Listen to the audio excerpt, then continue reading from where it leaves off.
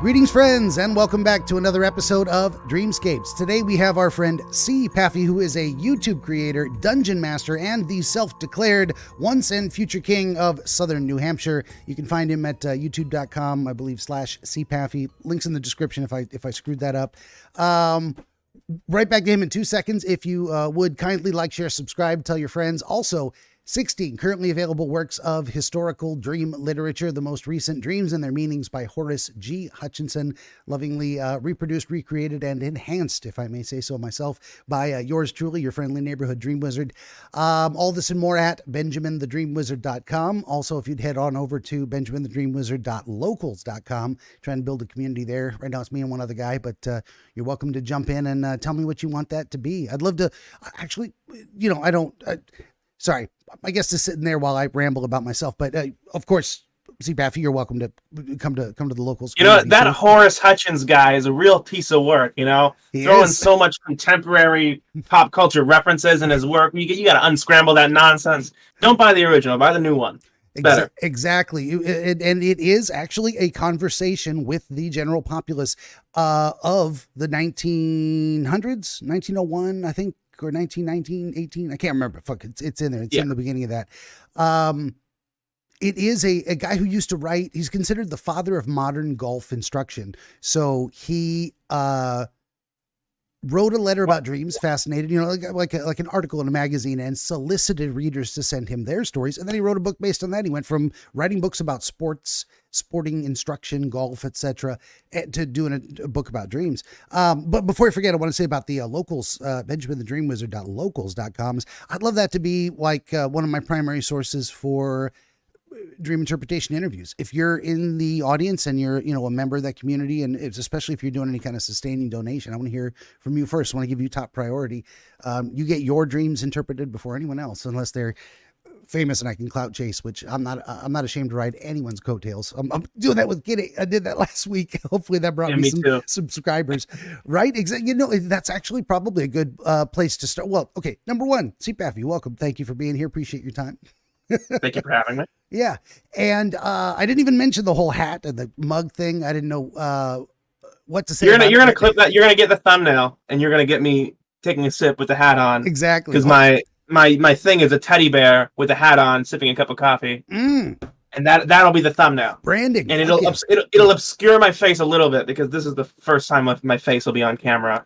Oh, very nice. Well, you're representing yourself very well. And, in the past, what I've done, some of my other thumbnails are people holding up their book. They wrote a book, they're an author, and of course they're doing shows, podcasts to promote their material. And why not? So on the very, very thumbnail itself, put the cover of their book so people can see what it is. And well, I didn't write a book, but Jordan Peterson did write a book, and it's not... It's not as good as, I'm going to be honest, it's okay. It was his first effort, right? The Maps of Meaning. It's a bit much, Jordan. It's a little dense. It's a little repetitive. Yeah. There's, just speaking to him in general, and we're going to go all over the place. This is how this intro thing, there's just no rules, basically. What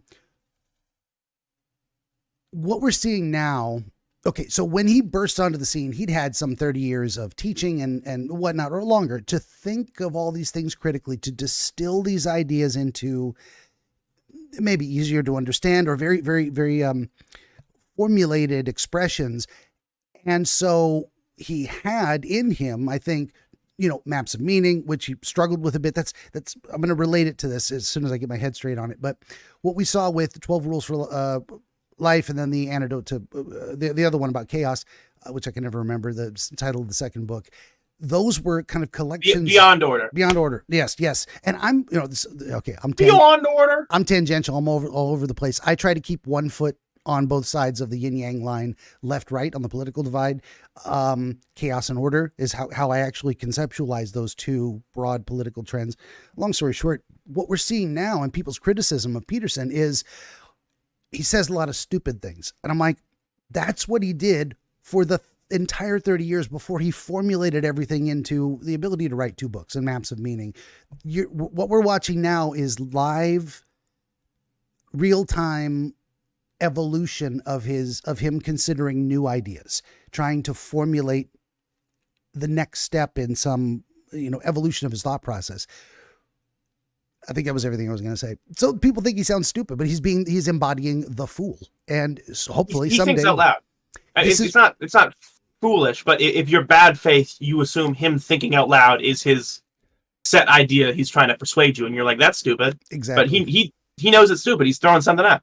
Yeah. And actually, I mean, we get this, and it's very interesting you said that too, because people kind of maybe tend to confuse the idea of the fool with being foolish. And it is. That's actually where we get the thing from. But the process, the necessity of the process, embodying that a person willing to be wrong and experience wrongness to get to the right answer, that's not necessarily being foolish. It is, but it's a good thing. It's like the connotation of being a fool. We think of foolish as stupid. You should have known better. Maybe so, but also stupid don't know better because I'm learning. And it's a process you have to go through. Like a school child getting to their degree is a fool who then eventually becomes the savior, the one who, to quote Peterson, the one who now has the ability to do the saving because they've passed through the foolishness into that ability through that process. It's like a process you can't avoid. So it's almost like when you call someone, say someone's being foolish when it's necessary. It's like, how dare you be ignorant of anything ever? Well, we're only human. There's all kinds of shit I have no idea about. You got to be comfortable. You got to embrace becoming the fool. As the martial artists say, empty your mind, become the empty cup, and then it can be filled. That's the fool. Yeah. Well, you know what? Because when you think of like the class clown in high school versus the class clown in elementary school, those are different people, because you don't know who the sociopaths are in elementary school because they don't know what's going on. So all the boys are getting a little rowdy. But the one who crosses the line, bam, they throw him in another school because he crossed the line. But in high school, you're almost an adult. And let me tell you, you know the line. And the class clown, well, he's a comedian, and that's not an easy job. And he goes right up to it, and he knows when to stop, and he doesn't get thrown out. It's amazing. That is the process of mastery. Absolutely. You find that line and ride it to best effect. You go over it and cause yourself more trouble than it's worth, or you stay too far under it. You're not pushing the boundary. You're not being edgy enough. That's absolutely correct. That is good stuff. But we should probably, it's me rambling and there's nothing wrong with that, but we should probably focus on what you do as a YouTube creator. So you host Dungeons and Dragons games? Yes, I host. Well, first of all, if people are watching me, it's probably because they saw me on Kitty's Thinker stream. Mm-hmm. And I do the Jordan Peterson voice. That's how I made a name for myself. Was doing Jordan Peterson impression. Yeah, people love it. I dig it. I'm the bad guy of that stream. I get to play the bad guy a lot. Although I view myself as the misunderstood hero. Oh, of course. Yeah, naturally. But I get to play. I get to be sort of the antagonist a lot.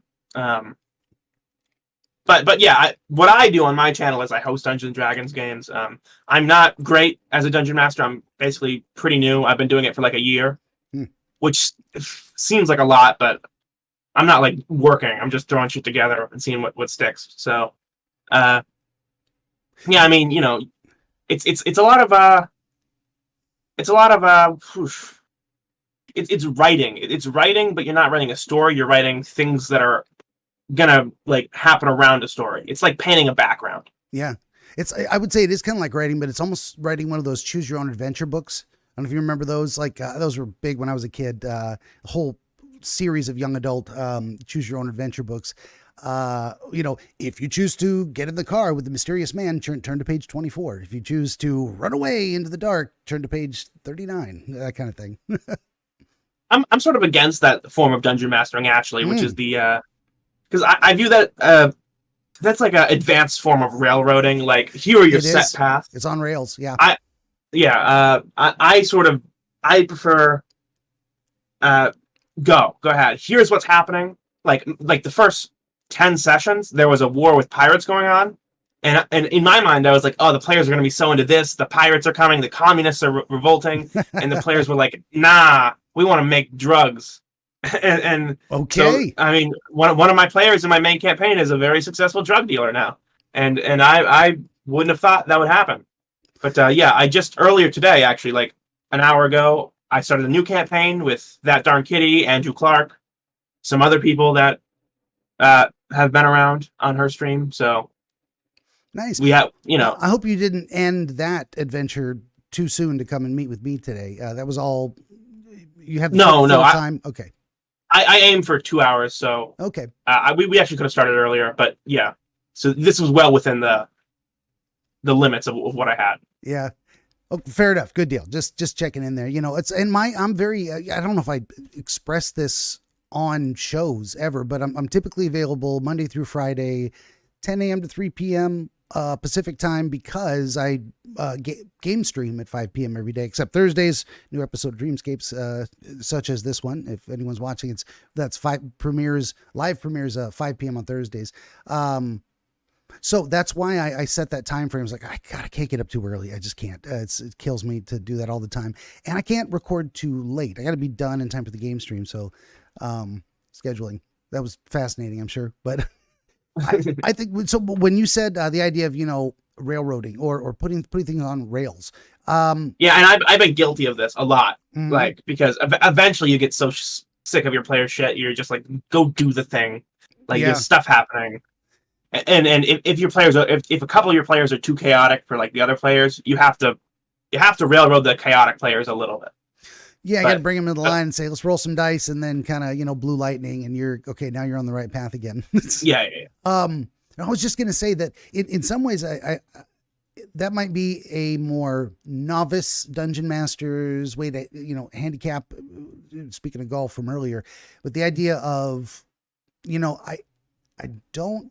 For me personally, is what I would say. I don't have the ability to roll with it enough to be spontaneously imaginative. I can be chaotically imaginative and associative within the dream thing, and it's translating that to other skills is different. But the idea of having a world in my head and kind of rolling with, then that led me to the other I thought I had, which is ideally the dungeon master should be as entertained by the process as the players, and not just the entertainment of telling a story that you make force other people to live out, like on rails, but you get surprised by what they're saying. They are telling you the next part of the story. It's like writing the story together, and you've got all these collaborators, and they're each kind of embodying a character, and then they tell you who that character is and what they want and how they choose to interact with the world. So I don't know if you have thoughts on that. That was my thought.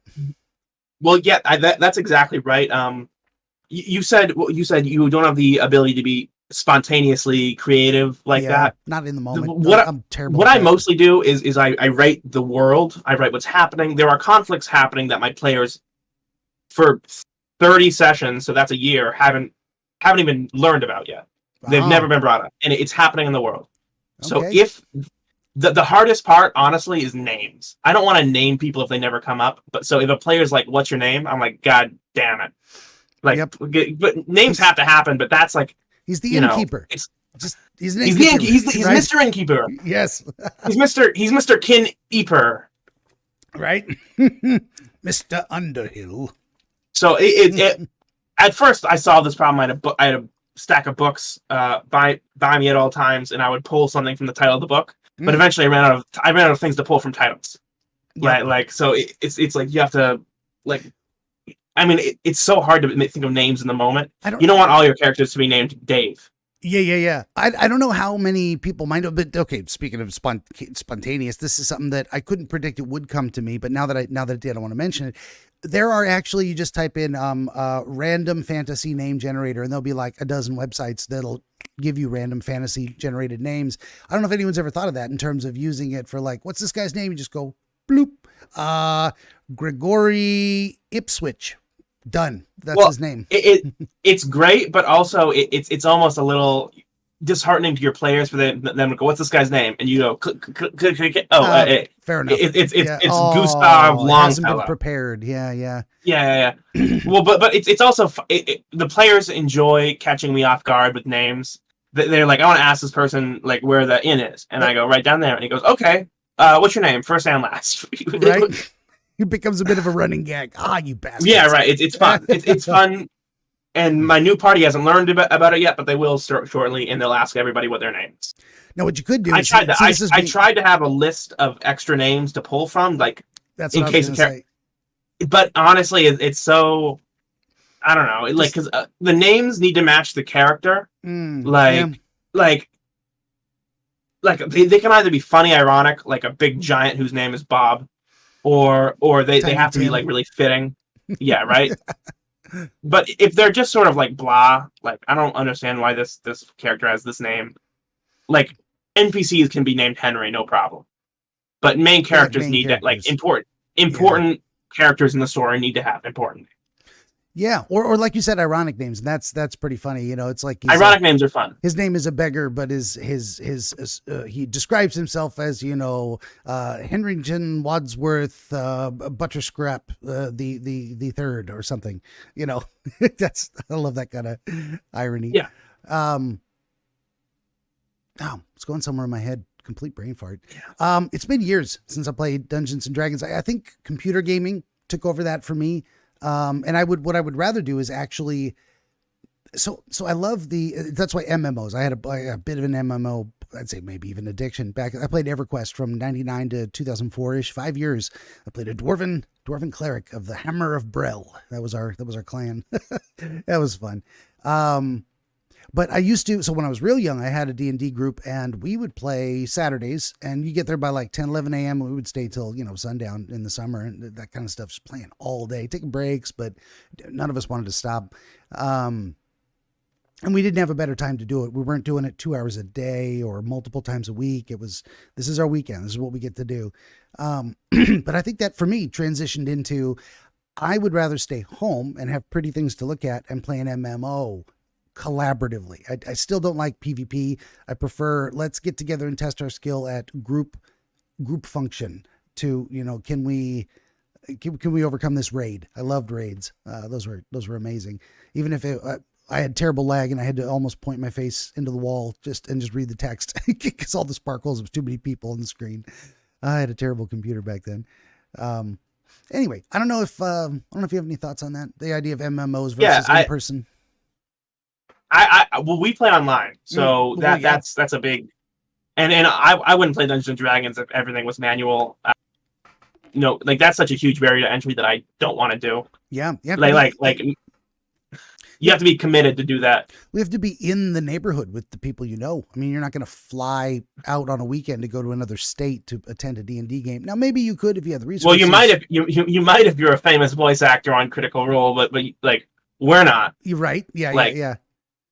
That is an unfortunate kind of barrier to entry in some ways, which has been resolved by the internet. It's like now you can have a friend who lives in Dubai and you can have a friend who lives in, you know, Portland, Oregon, and you can all meet together online at the midline of New Hampshire or whatever, and have that the midline of Dubai and Portland. Yeah, right.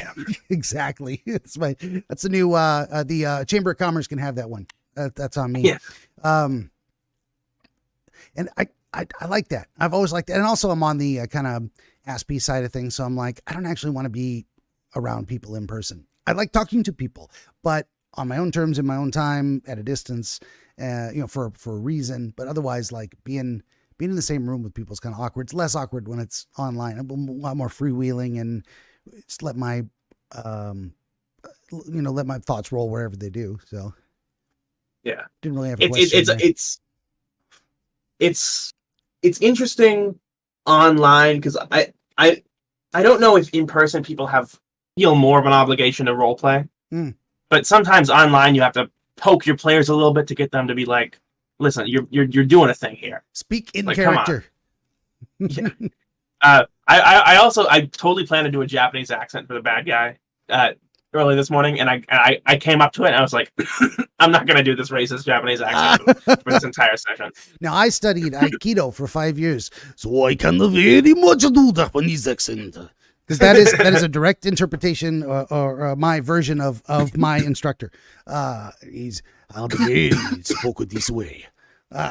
Isn't it so crazy how it's so easy to do an accent, like to mimic a person?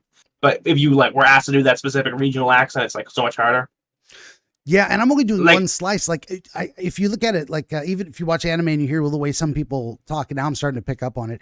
There's a whole range of different accents in Japan. It's a a tiny island. It's long, it's big. It's like bigger than California or something like that, I think. It's as long as the East Coast. Yeah, from Maine to Florida. That's how long. Exactly. And you get that much. And we look at, Americans know this, but there are so many different accents in just on the East Coast going from New Hampshire to Florida.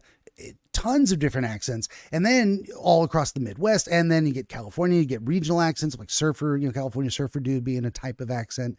And Japan's got the same thing too. So that one imitation I did of an old instructor, that's just one specific guy from a specific area. And maybe he doesn't even talk exactly like the other people in his area. And there's a dozen more, city accents, regional accents, country accents, Okinawa versus Tokyo, that kind of thing. Anyway, so that's I'm going to go ahead and drop the not all Japanese people sound like my own. Not all Japanese people sound like that. Right. Hey, but some of them do. Therefore, it is not racist. Yeah. Or it is, and I don't give a fuck. It is interesting, like knowing the syllable structure of Japanese is almost makes it easier. Like it's the easiest syllable structure in the world. It's consonant vowel, consonant vowel, consonant vowel. It's and in English we have words like strength, which we have to pronounce in Dungeons and Dragons all the time, and it's consonant, consonant, vowel, consonant, one syllable. I was looking at the word thorough earlier, and it just broke my brain. 2 syllables. It did, yeah. And it did, as opposed to through, which is very close. 1-0, the difference, thorough or through. And then there's through to go through the door, and there is through. I threw the dagger. English is weird. Which is a much better spelling. When I print I'm thinking about printing an English dictionary that gets rid of all the OUGH words. Anything that has an OUGH, I'm gonna respell. And that's funny because sometimes it's an U sound through, and sometimes it's an F sound like trough or draft. Do. Yeah. What's his name? Thought. It's an OUGH is Yeah. Like that. Like if you don't know how to spell something, you might as well just put an OUGH and be like, that's the sound that thing makes. Yeah, that reminds me of two things. Number one, Mark Twain, I think it was, way back in the day, proposed changes to the English language that simplified it, and each one he implemented, he gave examples of how it would work. And then by the time you got down, and then he started writing in that style. This was all part of it. Like he would change his own spelling of words as he's going through this kind of satirical essay. And by the bottom of it, you can't understand a single thing he's saying because he's replaced all the letters according to his rules, and it's not even English anymore. It's something else. So it was very interesting. But here's like, if Mark Twain is like, you can get rid of something. You can keep all the words, but you can get rid of some words that aren't spelled intuitively at all, or like counterintuitive, like OUGH. How do you a hug? Right? What O do you like that? Like, but you can keep like TH. There's a lot of things you can keep, but I mean, you can get rid of like the bizarre ones. Like ing actually makes sense. Like strings of letters, some of them actually make sense if you like pronounce it slowly and then pronounce it quicker and quicker. It ends up making that sound anyway. Yeah, definitely. I just had a little tangent in my brain. I'm just angry at OUGH. That's the one thing I'm angry at. It makes no sense. I was going to tell you this. The second part. So it was Mark Twain was one of them, and then the other one. Shit, I think I lost it. It was Gallagher. I love that watermelon smashing Gallagher guy back in the late 70s, early 80s was kind of the peak of his career, and he's kind of trailed off since then. But still, I think hilarious guy. He had a whole bit about different words and different pronunciations of like TOMB, tomb, COMB, coom, no, comb. Okay, COMB, comb, BOMB, boom, no, bomb. What the hell is going on here? Bomb's the one that makes sense, though. Bomb, because out of all those examples, yeah. That's the one that, right? That's the one that makes total sense. But Absolutely. You can change the other two. Yep. The other two, comb could be COME, and cum could be no. Right. Maybe you have to switch some things around. Maybe we start adding the like the Germans do, the umlaut to make it kind of fading into an R-ish sound, like the R sound. or what, however they do it. Have you ever seen a universal continent like table? Because there's only so many ways humans can place their tongues and their breath and, their lips. So you can organize the sounds and like what languages have what, and it's bizarre. Like French doesn't have one of like the super. I forget what it is. Is it like H or something?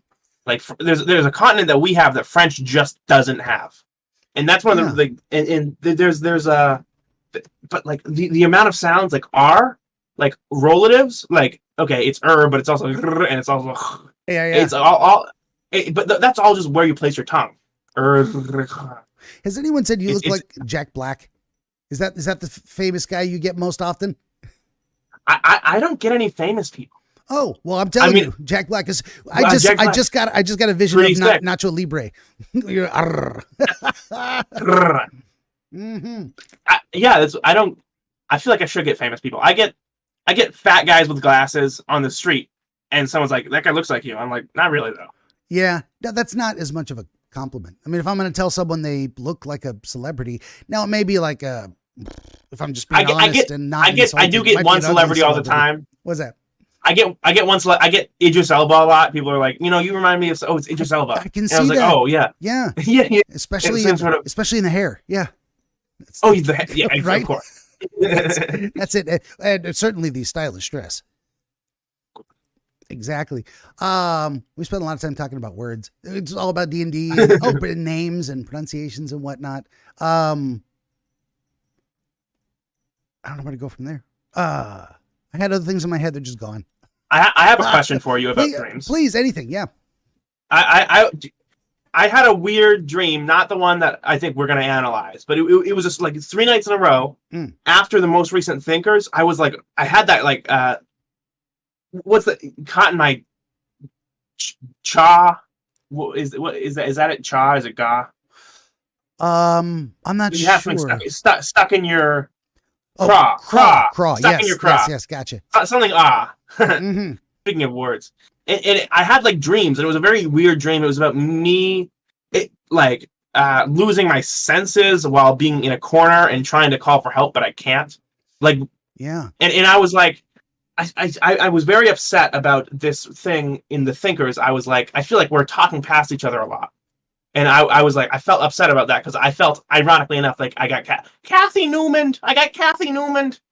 I sort of like, and I rewatched it, and I was like, that's not what I said, but like immediately after, someone was like, "Oh, you said this," and I was like, "Well, I didn't say that." But yeah, so but just I was, yeah. I think that perfectly relates to exactly that experience. And so what I do with this, where my brain was, sorry, I shorthand things if I can, but I try to shorthand it in people's own language if I can. So losing your senses, stuck in a corner, can't talk. Those are kind of 3 broad strokes that you brought up, and I made sure to write them down. Then you gave a little bit, and this is something we do as the dream interpretation process. What was going on recently in your life? Well, these dreams happened after this particular episode, and the way I felt about that episode was I was not heard, couldn't speak, relates to the dream, and it was being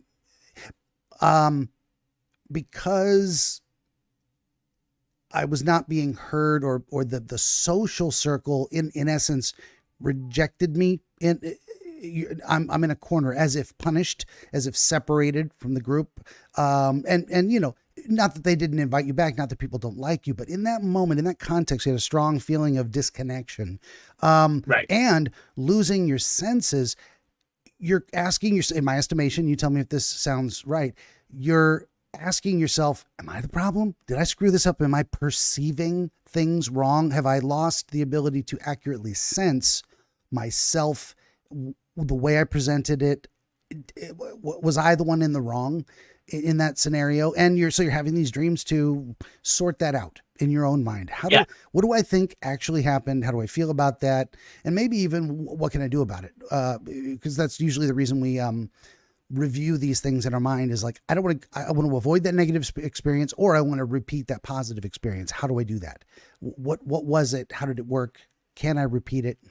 Etc. So that would be my brief analysis of those set of dreams. Now, you said you had them multiple nights in a row. Yeah, I've had them for the past few days. And it was like, that was like bizarre. Well, because I got angry about it. I was like, the night I was like angry, and then I was like, I re-listened to it, and I listened to it, and I was like being upset about like I I was definitively in the right, by the way. All right, like that entire episode, I was on point. Everyone else was the problem, right?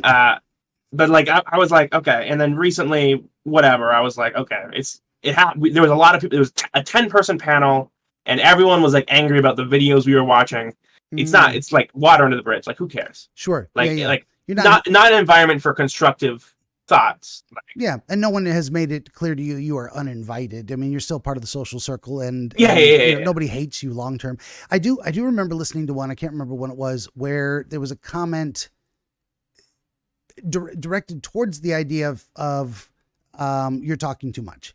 And that's always tough for me, especially where like I can ramble. I absolutely can. I know I do, but I also want to contribute because I'm there. And sometimes I want to, I think I have funny things to say and maybe they're not. And I don't know, but there was, so it's hard. That might've been, that was either me saying that or it was directed towards me.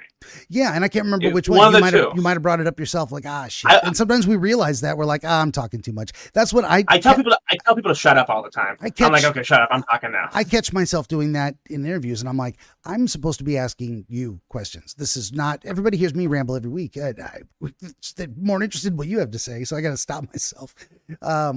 But so that could be related to it as well. And what I was going to ask was, have the dream stopped, or you had it again last night, or it's not every night? No, I had a totally different dream last night, actually. Okay. But equally like bizarre. Yeah. Very strange dream. Do you want to like before we get to the one we're actually going to analyze, do you want to keep going? Well, yeah, I just had a few more questions about this one. You have now come to formulate a more solid understanding. You've resolved that in your mind. You would say, the theme of those dreams of, is my perception off? Am I being shoved in a corner actually, or was it a one-time thing where it felt like that? And then, the inability to talk.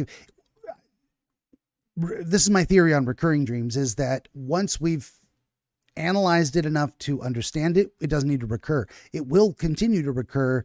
Number one, if we haven't figured it out, or number two, if another situation like that happens again, you may, speaking of the class clown crossing the line type of thing, you're trying to be the class clown. Maybe it crosses the line not in any objective sense, but for that moment of time with that social group, whatever the reason, it's not appreciated the way you wish it was. This type of dream may come back because now it's in some ways been crystallized in your mind as something that's a personally iconic representation of a type of feeling. There wasn't a question in there, but I don't know if you have any thoughts about that. No, that's basically spot on. Like, it was an interesting dream, but I didn't need it to be analyzed because like I knew what I was working out. Like the dream was like spot, like 1 for 1. It was so bizarre. Like I've never woken up and being like, oh my God, that was like a 1 for 1 representation of what I was feeling that day. But that was like a very strange situation. Oh yeah.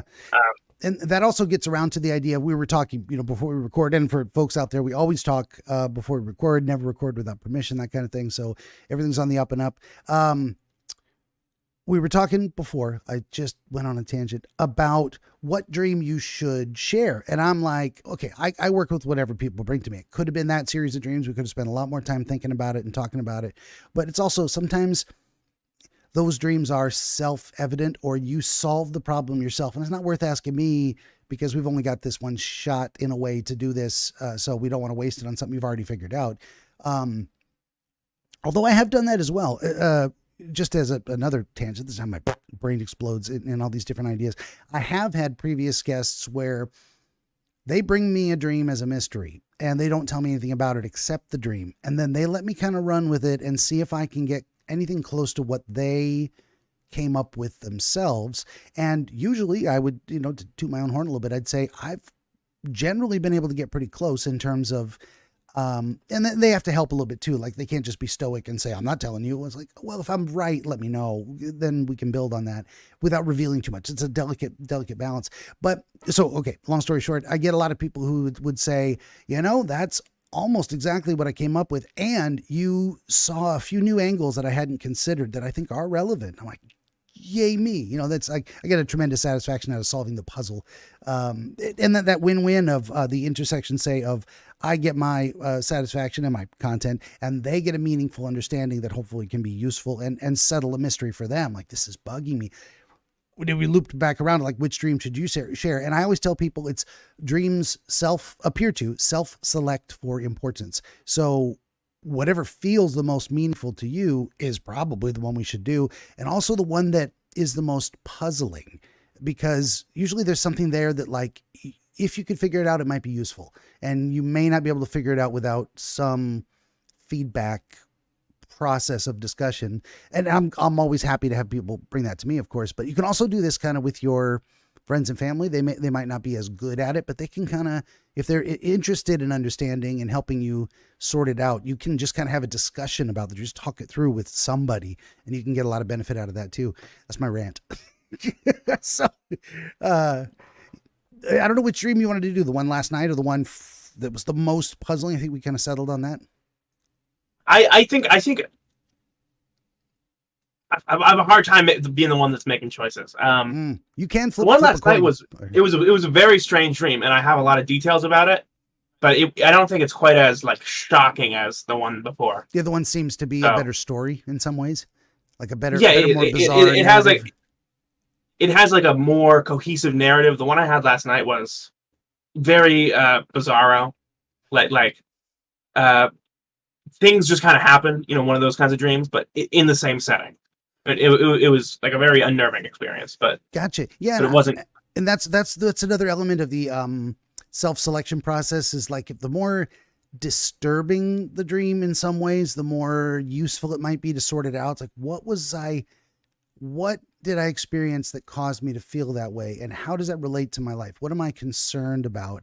Dreams are very often, it's an interesting category of dreams, say prophetic dreams, or dreams conceptualized as sent by God as a warning to you. Now, that is very metaphysical. That is very spiritual. That is very spooky woo. A lot of people dismiss it, especially if you're an atheist. Now, I'm an agnostic atheist, but I appreciate that. And there's actually a way that is kind of true. If we think of our subconscious in a way as a higher power, it is able to perceive and accumulate more information than our waking attention can attend to or process. If we go to sleep and our subconscious releases some kind of effervescence that comes up into our consciousness and directs our attention towards something that feels emotionally impactful, that is in a way a higher power, call it God if you want, sending you messages to direct your attention to things in your life that might be of benefit if you could understand them. It could make your life better, easier, allow you to accomplish something that you wouldn't otherwise be able to do without this message from God. So I love the metaphorical ways of understanding that, you know, and this is, you know, I've denied, and I did it in this stream too, that I hear the voice of God or talk to God or spirits or angels or anything. Then again, that is a metaphorical way of describing exactly what I do. Where does my random association come from that I suggest to you that you say, yeah, that sounds right? Hell if I know. You can call it the Greek muses. You can call it God. If it is God, that's fantastic. Make me useful. I'm a vessel for your Holy Spirit. I don't know that, you know, I don't want to get a big head about that. And I don't technically believe it being an atheist, but that is what the experience is like. Where did my ideas come from? Hell if I know. Why did I say that? Why did that occur to me? Why was it useful to you? That's a damn miracle. So I'm willing to say, if someone believes I talk to God, sure, that's fine, you know, but I'm not going to claim that myself. I got to be humble. Anyway, that's my rant on that. I'm doing it again. I guess I'm talking too much. I think we'll probably get more out of the fetus jar dream. I think that's the one that probably has more filler. That one, you know, that one piqued my interest. I'm like, oh, that's cool. That's interesting. Yeah. Well, I don't know if you have more anything you want to shill or other topics on your mind. I mean, you got an open platform, or we can just jump into the dream thing. It doesn't have to. Yeah, let's jump into it. You can put your little plug, your little commercial for your books right here, right? Like you always do. That's do. exactly what I do. As I say, I'm going to make a note of the time. What do we got? And then, yeah, and that's how you can tell. Works with historical dream literature. Yeah. Soon to be 17. I'm working on one. 16. I'm not working on 16. it. I need to get back to working on it. I got to edit the audio and put it all together. Hopefully this week, I've actually gotten ahead on video editing and other things I needed to get done. So I'm going to try and make a promise to myself to put more effort into that. But it's long past due. I just shut up and listen. So our friend Cpaffy is going to tell us his dream, and we're going to see what we can make of it. I'm ready when you are. Benjamin the Dream Wizard wants to help you pierce the veil of night and shine the light of understanding upon the mystery of dreams. Every episode of his Dreamscapes program features real dreamers gifted with rare insight into their nocturnal visions. New Dreamscapes episodes appear every week on YouTube, Rumble, Odyssey, and other video hosting platforms, as well as free audiobooks highlighting the psychological principles which inform our dream experience and much, much more. To join the wizard as a guest, reach out across more than a dozen social media platforms and through the contact page at benjaminthedreamwizard.com, where you will also find the wizard's growing catalog of historical dream literature available on Amazon, featuring the wisdom and wonder of exploration into the world of dreams over the past 2,000 years. That's Benjamin the Dream Wizard on YouTube and at benjaminthedreamwizard.com. All right. So I'm on the couch watching TV is how my dream starts, and I'm watching some sort of late night show, like the late night show format with the table and the couch. And on the late night show is like me, like a clone of me that I'm watching on the late night show. And he's there and he's doing some sort of showcasing his support for abortion rights. So how he decides to do this is he wheels out 10 jars of fetal development, like jars of fetal development, but like living. So like I've seen jars of fetal development that are not that, but this was like they're pink. They're not like pale. They're like they're alive almost. And he takes a sledgehammer and he smashes the first jar, which is basically just a fertilized egg, and he starts working his way up. And as he gets closer, the last jar is a 9-month. So that's like a popper outer. That's like birth time. So I'm like, oh my God, he's going to smash that jar. I need to get down there. And I rush to the studio. And when I show up, he gets the last jar and he smashes it.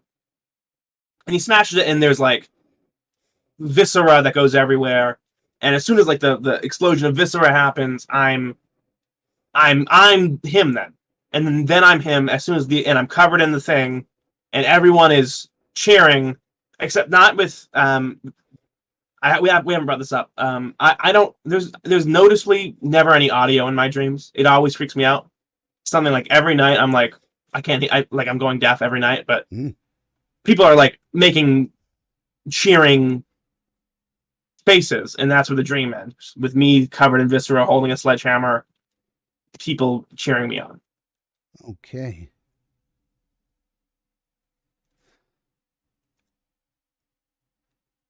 All right, that's great.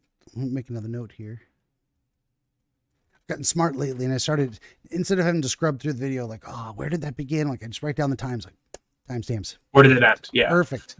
So we got that. That's a fantastic dream. And I've already got some ideas about it, but what I'm gonna do is try not to let those run away with me. And so the step 1, shut up and listen. Step 2, deep dive. We go back through that narrative again and try and help you see it a little bit better through your eyes and see what we can pull out of it.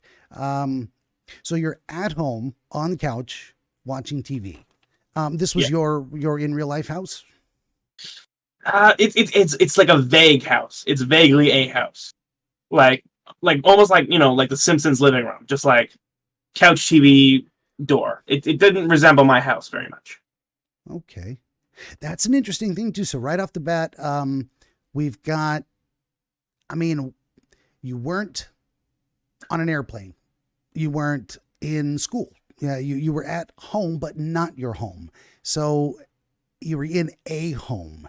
So we start looking at things from that perspective, and it was a very vague home, and it brought to mind the association. It was kind of like The Simpsons, where you're watching a fictional representation of a home in a way, or a what's another way to say that? Let me write this down real quick. You can just jump in anytime if anything comes to mind. Yeah, I mean, I like all the animated sitcoms have the same home setup. It's couch in the middle, TV in front, door to the side. There's room behind the door, and there's usually stairs like by there. And I don't live in a 2-story house, so there's no stairs, but there were stairs there. So it's a very vague. This is like what if I think of a house, like think of a single family house. This would probably be what I thought of, just like it's house-ish. Yeah. And this is where symbols get real personal too. So in this context, for you specifically with this issue, whatever you're describing, what comes to my mind is inhabiting a generic opinion in a way. If it was your home, you are at home. It is your space. That's closer to a personal thing. Looking at a generic home is like it's an issue that would be related to home in a sense, but it's not my home. It's like inhabiting a generic space that I already said that once before, but like, it's almost like generic public opinion is the idea that came to mind of like considering what most people would think.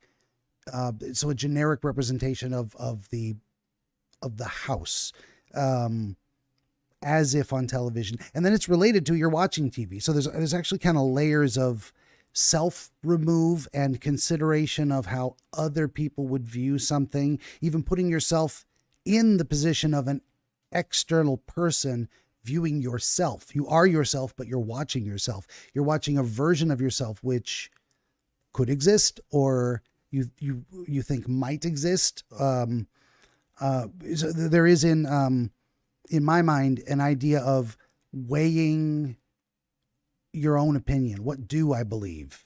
Am I me, or am I that version of me? I don't know if this is resonating at all. It's I don't think we've gotten to the point of like it's not resonating. I'm not seeing the connection yet. Sure. No, go with your gut. And a lot of times I just ramble, and then sometimes what we get to eventually affirms what I originally said. Sometimes it disproves it, and that's perfectly fine. So I think we might have dwelled on the physical environment enough. Do you have any strong visual representation of the TV? What kind of TV? Is it modern flat screen, or kind of an older model? It's like maybe year 2000. It's not flat. It's definitely a box, but it's not like it doesn't have dials. It has buttons. Gotcha. So, but it is more of the older style cathode ray tube. It's the glass screen with the yes, yeah. And it's smaller. It's way smaller than like any TV that most people would buy now. It's a TV on a stand, not on the wall. This also relates to, I mean, what I'm getting, my intuitive associations are, it's an older TV. It's a TV from another time. You are maybe viewing this through the filter of what people in the past might have thought if they were seeing it. It reminds me of the TV we had when I was a kid. It's not like from before my time, but we had older stuff than like the most modern stuff but it wasn't that long ago. Mm-hmm. Fair enough. Yeah. It just wasn't a 2023 model of a television. It wasn't a flat screen, high res, mounted on the wall type of thing. So there's definitely a, let's say, viewing whatever you're considering through the lens of how it might have been perceived in the past, or what you consider to be an older perspective on something, if that makes sense. You're seeing it as if you were someone from another time, what they would see when they looked at this particular type of thing. I don't know if that's making any kind of sense loosely, or it more maybe, but it more just so feels like, again, like when I think of a TV, I think of like the first TV we had, not like when I was born, not like Like in the same sense of, I don't think of my house. I was thinking of a very generic house. It was a very generic TV. Okay. There's another perspective there, and I think you've corrected me twice, or kind of pulled me in a direction twice, which I think is good. You're saying, no, it feels more like a TV when I was a kid. So there may be some element of viewing this as, so whatever the dream was about, whatever this concept is we're considering,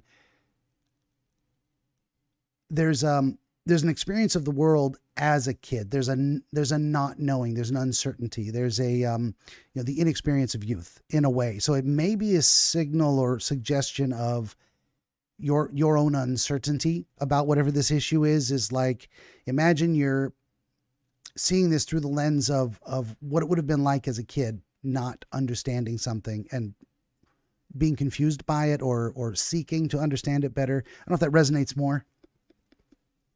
Yeah, that resonates more than the other thing. Gotcha. That's definitely closer. Fair enough.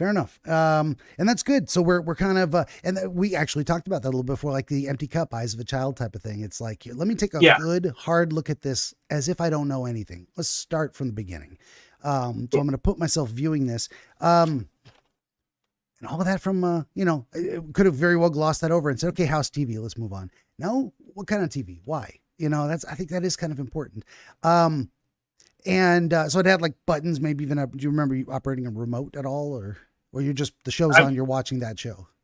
Yeah, I've never had a remote. You don't be ridiculous. You went up and press the buttons. Right. You, as Ellen DeGeneres said, we had 3 channels and no remote. You had to hate a show enough to get up and walk your ass across the room and change that dial. Yes, I remember those chunk. That was crazy days. I remember see, I'm older than you by a bit, perhaps. The days of the old CRT, right? You just may have a tremendously youthful appearance. The old days of taking these little prongs, and you would have to attach them from the Atari 2600, attach them to these little screws in the back of the TV, and then you had to set it to channel 3. There was no, the modern day, it's like input selector, HDMI, RGB, whatever. It's old school. Wow. I remember that when I had a huge, when I would talk about huge, I'm talking like this thing was probably 200 or 300 pounds, and it was a big screen TV. It was at least 30 something inches across, but it was in this giant wooden box. And it's like, you had to get a furniture dolly and be real careful with that thing. You jostle it too much and all the components will shatter. We had 25 years ago. Yeah, we had a TV that fell on me. Like the first big TV we had, and it wasn't a flat screen. It was a thick TV, but it was big. Yeah. And I was probably laying down. I was like kicking it. I was like jostling the stool that it was on. It fell right on me. Well, that's a lesson learned, right? Like I wasn't hurt at all, and the TV was actually fine. You didn't have to break a leg. Yeah. Oh, I bet it did. It's like, right in the nuts, something like that. So you are watching me. Did you have a sense of yourself in the home environment? How you were dressed? Any physical appearance details? No, I feel like I was wearing like just kind of whatever. I remember like on TV I do remember on TV I was wearing like more casual clothes, but not like, the late night show host is wearing like this, what I'm wearing now, where I'm wearing like a t-shirt and maybe khakis. Like it's very, but what I was wearing at home, probably like, I don't know. I didn't care. Probably like laundry day clothes. Sure. Yeah. No strong impression. It was specifically pink boxers and a tie-dyed, turtleneck or whatever. No, it felt like if you're ever just watching the TV and you don't even care what's on, it felt like that sort of day. Yeah. Or if you're doing interviews like me, not wearing pants. I mean, that's just how it is, right? I'm at home. You'll never know. I am the wizard of no pants. And I can say that because really people will never know. Am I? Is he kidding? Who knows? Is he wearing pants? I'm going to leave that. I'm going to leave. Probably not. I'm just going to leave it a mystery. So that's interesting too. So you're, the clothing you're wearing at home, this is me rattling doorknobs, may or may not be critically important, but it might have been if I forgot to ask. But it is interesting to see. So you're at home, you're just like relaxing. What you're wearing is not important. That image of yourself as the observer isn't as relevant as what you're observing. And that guy was in a kind of, you mentioned, khakis and a t-shirt, and that's almost along the lines of business casual. I mean, it's a step up from Sunday doing laundry clothes, where all you and yeah, exactly. He looked more fit than I did. He looked like what someone might put on if they wanted to look like they just kind of threw something on and they looked this good. It was like, oh, it was a t-shirt, it was a planned casualness of this guy. Very, very Machiavellian, this TV version of me. He was like, he knows exactly how I'm looking at him. Right. You got that impression of him. He's crafting an image of himself for public display. Yeah. Well, yeah. Sometimes it goes quiet. I'm writing. Yeah.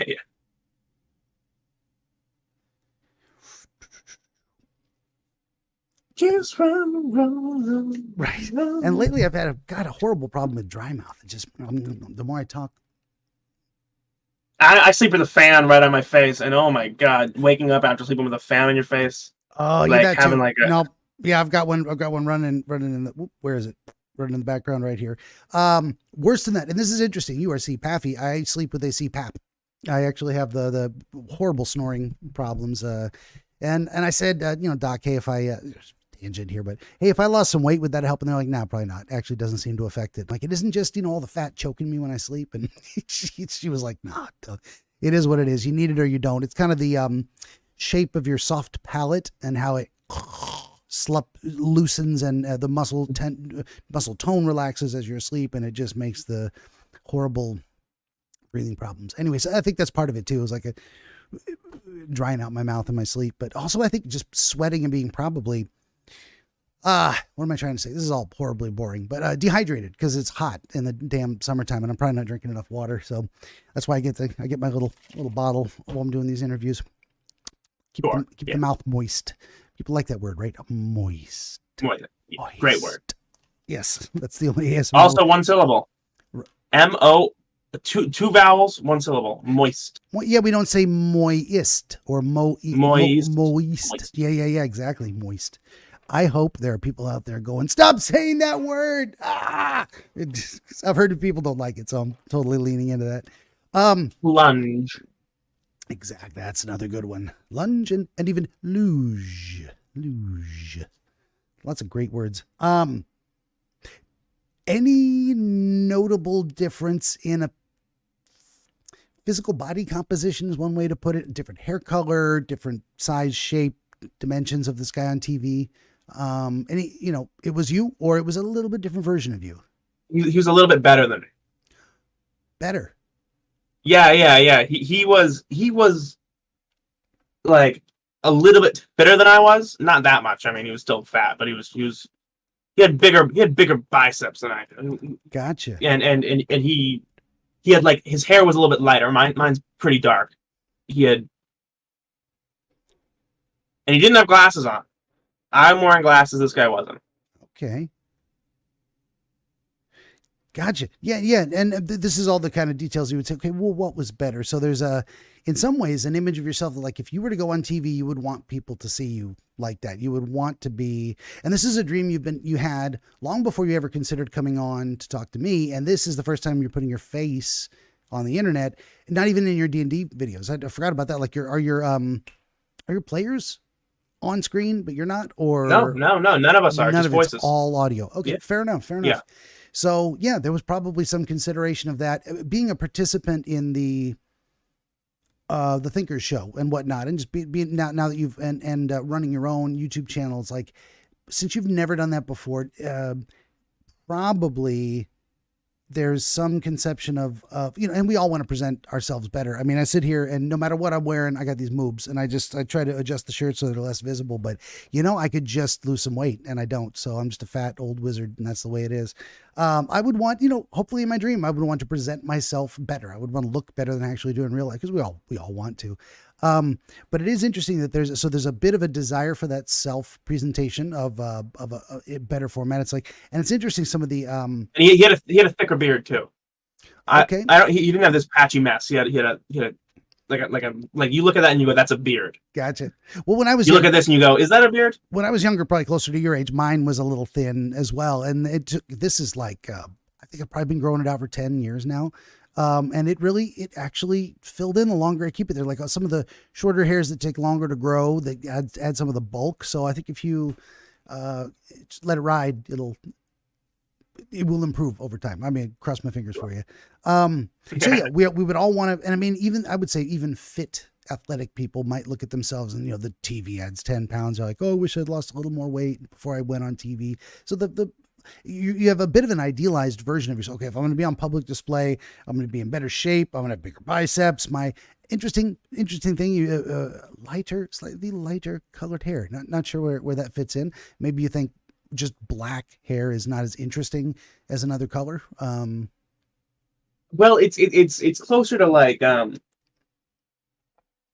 it was probably closer to my brother's hair color. He has lighter brown hair. I have darker brown hair. Okay. So a little bit of maybe admiration for his presentation. Like if you could emulate someone. No. Okay. Well, he's fine. I love my brother. Obviously, I'm not jealous of the way he presents himself. Gotcha. This is tough. I'm asking about private, personal. He's not here to defend himself. It is about your perception, but I don't want to do anything with your relationship with okay, don't answer. But the question I was going to ask is along the lines of, if there's something that comes to mind, and how do I ask the question? What I get in my head and what I think could be relevant, I'm not sure. But the idea of there may be something you either wish to emulate because you admire or wish to avoid because you consider it a negative quality. And if I ask that question and then you tell me it's a negative quality, then you're kind of, dogging your brother on the internet, which I don't want to put you in that position. If it's we can edit it out though. I'll tell you, I'll be honest with you. I think it's inappropriate. Okay, I mean, my brother, he who cares? He's fine. I don't think he's a pretty outgoing guy. I don't think he'll mind. Gotcha. Well, that would be kind of my question is there anything that immediately comes to mind that you would, a quality of his you would wish to not adopt because you're not proud of it, or a quality you would want to more embody because you admire? If there's something there related to the hair color, it's complete tangent possibly. And you might go, no, nothing I can think of. Okay, moving on. It's up to you. Yeah. Well, both. My brother, first of all, my brother's very silly and I'm kind of a silly person, but he's like a very, very silly person. Okay. Like a very silly type of individual. And I'm like, I don't want to be that silly. He wears cotton candy, how it's blue and pink, like those two colors. Those are his colors of choice: cotton candy blue and cotton candy pink. He's a strange person, but he's a hard-working person. He's a dedicated person. Like a good person, like a little silly. Yeah, he's a little silly. He's a good person though. Okay, that's interesting. That idea of silliness, and you could have. Okay, so. You could be looking at this idealized version of yourself, and just the moment it came to throwing in the hair color, the tangent was brother silliness. I think even this representation of me enhanced still feels. I do think it's just television, like the way I pictured on TV. It's probably just because my brother looks a lot like me, but slightly different, and so I was describing like the slight differences. I was like closer to my brother. I don't think that my brother having that color hair is like necessarily like the crux of it. That's just how I was describing it. Yeah, there might be something there might not, and if it feels right, we go with it. And if you're like, I don't know, and then forget it. It's not that critical. I'm always looking for little stuff that kind of opens, gives a little additional context to the picture. But also then not glasses. So there's like this is in ways an idealized or enhanced version of yourself. But you also get this idea that he's Machiavellian, crafting this appearance to make himself more appealing or likable, or to win over approval, like to give what am I trying to say? There's making a good argument, and there's appealing to others to win them over for non-argument reasons. You kind of get where I'm going with that. There's different ways to sway the crowd. There's sophistry and Socratic method, broadly speaking, and kind of putting a hot girl in your Pepsi ad is a bit of the sophistry side of things. It's like, we just want you to associate Pepsi with hot girls and want to buy our product. The other side of things would be like, what is it? Some of the commercials, the Liberty Mutual, it's like, only pay for what you need. And it's like, they're selling it on the reason side. Now they're selling it with Limu the Emu and silly fun, but they're also selling their product in terms of what it does. It's like, you can pick and choose. What we offer is customizability. And Progressive Auto Insurance said, shout out to you guys owe me money now. Sponsor the show, please. So long story short, I don't know if that's speaking to you in any way, of this idea of this guy's being a little manipulative, Machiavellian with his presentation on purpose to sell his view of this issue, this idea that he's representing on stage.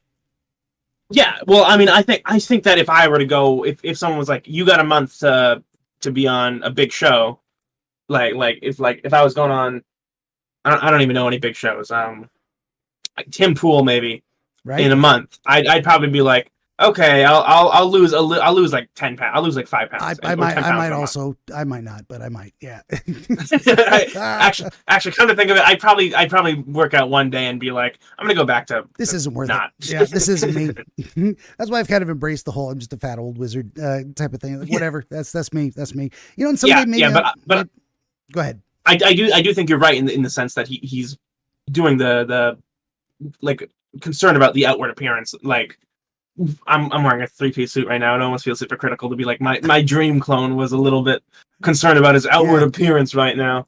Well, there's an interesting thing going on here too, which is, I mean, just get meta on our experiences. Like, when it's your first time being on TV, you don't want to be like, or internet thing, putting your face out there. You don't want to be like, I didn't take a shower, I didn't put on a clean t-shirt, I didn't brush my teeth, or whatever, you know, all the things that you would look the first time you're making a first impression. So there's a little bit of a raised bar on our own minds of, man, I don't want to screw this up too badly. So sometimes we go a little overboard, or we're like, I think this is the outfit that makes me look the best, and I'm going to really, I'm going to shine. This was just because I do the Jordan Peterson voice, and I was like, well, what does Jordan Peterson wear? He wears the suits and the that's what this is. It's very intentional, you know, because when you have a character, you don't want to throw out that character the first time you make it big, you know, so you foster it a little bit, just a little reference in a voice here or there. But it's a different kind of because this is like jokingly fancy for what we're doing right now. Gotcha. But he's in the dream. He's intentionally making it look like this is just how he looks. Yeah. Like it's a t-shirt and it's pants. In some ways, it's. I mean, if it's intentional or manipulative in some ways, it almost feels fake. Feels false. Yeah. Feels like intended to deceive. Which is like that guy dresses like this because he's a maniac every day, but when he goes on TV with outward appearance, he's like, I'm just like you, gang. He's like a politician, like taking off his tie when he's doing like the he's like, I'm just like every single one of you. I'm a good old boy. Yeah, exactly. Wearing the flannel in the rural areas and the suits in the cities. Exactly. Like that sort of thing. Modifying your accent like Hillary Clinton. I ain't no ways tired. You don't talk like that. Shut the. I ain't tired of none. Right?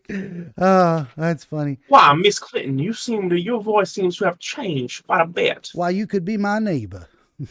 All right, so we were talking about the description of the guy. So now, the set of the talk show. When you think talk show of this particular one, does any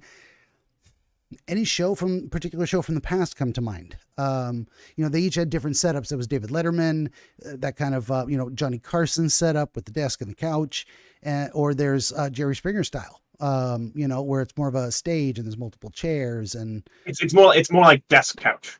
Okay. It's very similar to like The Tonight Show, Jimmy Kimmel show, Conan show. I mean, those all like that. It was none of those particular guys, but it was like that desk couch setup.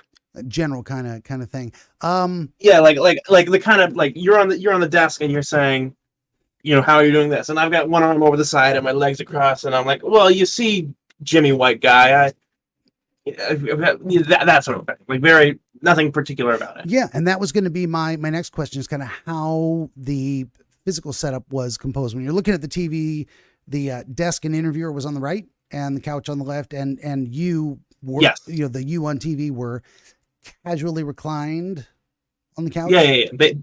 While I don't know what we were talking about prior, but something, yeah, like very casual sort of setup.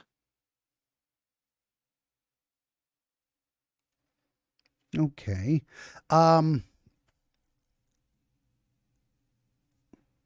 And yourself on the TV, you were on the couch. Yeah. Gotcha. And do you remember anything about the interviewer? A sense of what they looked like, or might have been modeled Not after? at all. No. But there was a person there, but it was no impression of that person. Yeah. There was somebody there. There was something going on in the show, but like my guy wasn't hosting it. Like I wasn't hosting it. There was a host, but my guy was a guest brought on to do a thing. Gotcha. So we might say because that detail was lacking, it was more the setting itself of being on a talk show as the guest rather than a specific show with a specific person. If we said it was definitely Jimmy Kimmel or definitely David Letterman, that might say something about some additional context, but it wasn't. It was actually you don't scratch that paper. Quit it. It's less about which show and more about talk shows in general, because there was a host definitely to round out the image. We would expect a host to be there, therefore he is. It just makes sense. But not the particular guy. Do you remember anything that was asked of that person, or were they simply soliloquizing about their opinion, and what did they say anything in particular, or?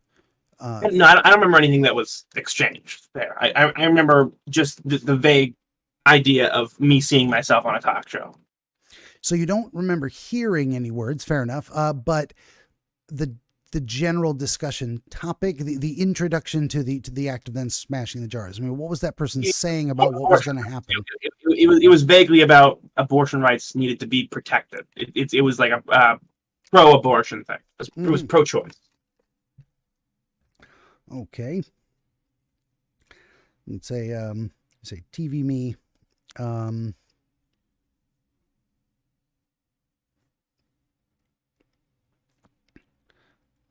Rights. Gotcha. So this person is very much, if we say this is a conflicted idea within yourself or a version of a potential idea of yourself, at the very least, considering what you think, and let's say the side of you that has sympathy or understanding for that perspective is now being represented as this person stating this opinion publicly in a public venue, with a rather crafted external display of hoping to win over the crowd by, in some sense, hook or by crook, but also by being genuine and honest. This is what I believe. Let me tell you why. So it seems like the consideration of this dream, and of course it seems obvious too, but we got to kind of say it out loud, is you are, in a sense, watching a theoretical thought experiment of what would it be like if I took this opinion and expressed it and tried to sell it as, an idea that has merit in some way. Am I explaining it in a way that makes sense? Does it kind of feel right? Yeah, something like that. Okay, good deal. And this is. And what we don't want to do is jump to a conclusion of like, oh, well, we've solved it. This is what you actually believe. You're just watching yourself be honest with people. Very often we are conflicted on an idea. We're like, where do I fall on the spectrum of absolutely nothing to absolutely everything, black and white and type of deal, shades of gray in between. And you actually got this visual representation of shades of gray with the different fetuses. And it's like, where is this line? Where does it go from I'm not comfortable with this to, or I am comfortable with this to I am definitely not comfortable with that, is the idea. So, and it is good to have the contextual, it's kind of spelled out in your mind, the person you are imagining you could be, or watching yourself experimenting with this idea of saying these things publicly, explicitly says it, and you're putting in their mouth in a way, in their expression, a good faith steelman in a way of what they believe. They say abortion rights must be protected. So there is at least a part of you that is considering that seriously, whether or not you endorse it, because you're also separating yourself from this idea, this is a fantastic representation too of the metacognitive concept of saying, I don't know what I believe, so I'm going to hold out this idea in front of me and let the idea be its own thing. The idea of me adopting that position, what would that look like? How would I feel about that? And we don't commit to it. We simply hold it up for examination.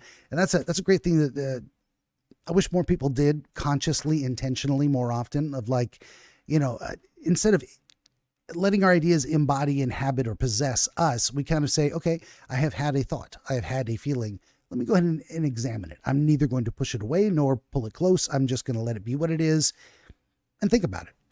So I see that kind of as what's going on in this dream, if that makes sense. And we do that. I mean, it especially makes sense because this was a fairly recent dream. Like when I commented when I commented it under your video, that was like pretty recent after I had it. So however long ago that was. Yeah. And it's something we do a lot as the thinkers, is like verbalize a lot of conflictions we have, because we all have very similar philosophies about having to work something like that out, but we might have different ideas, and we're verbalizing everything we disagree with. Yeah, for sure. And it's a 4-hour show, and we get to a lot.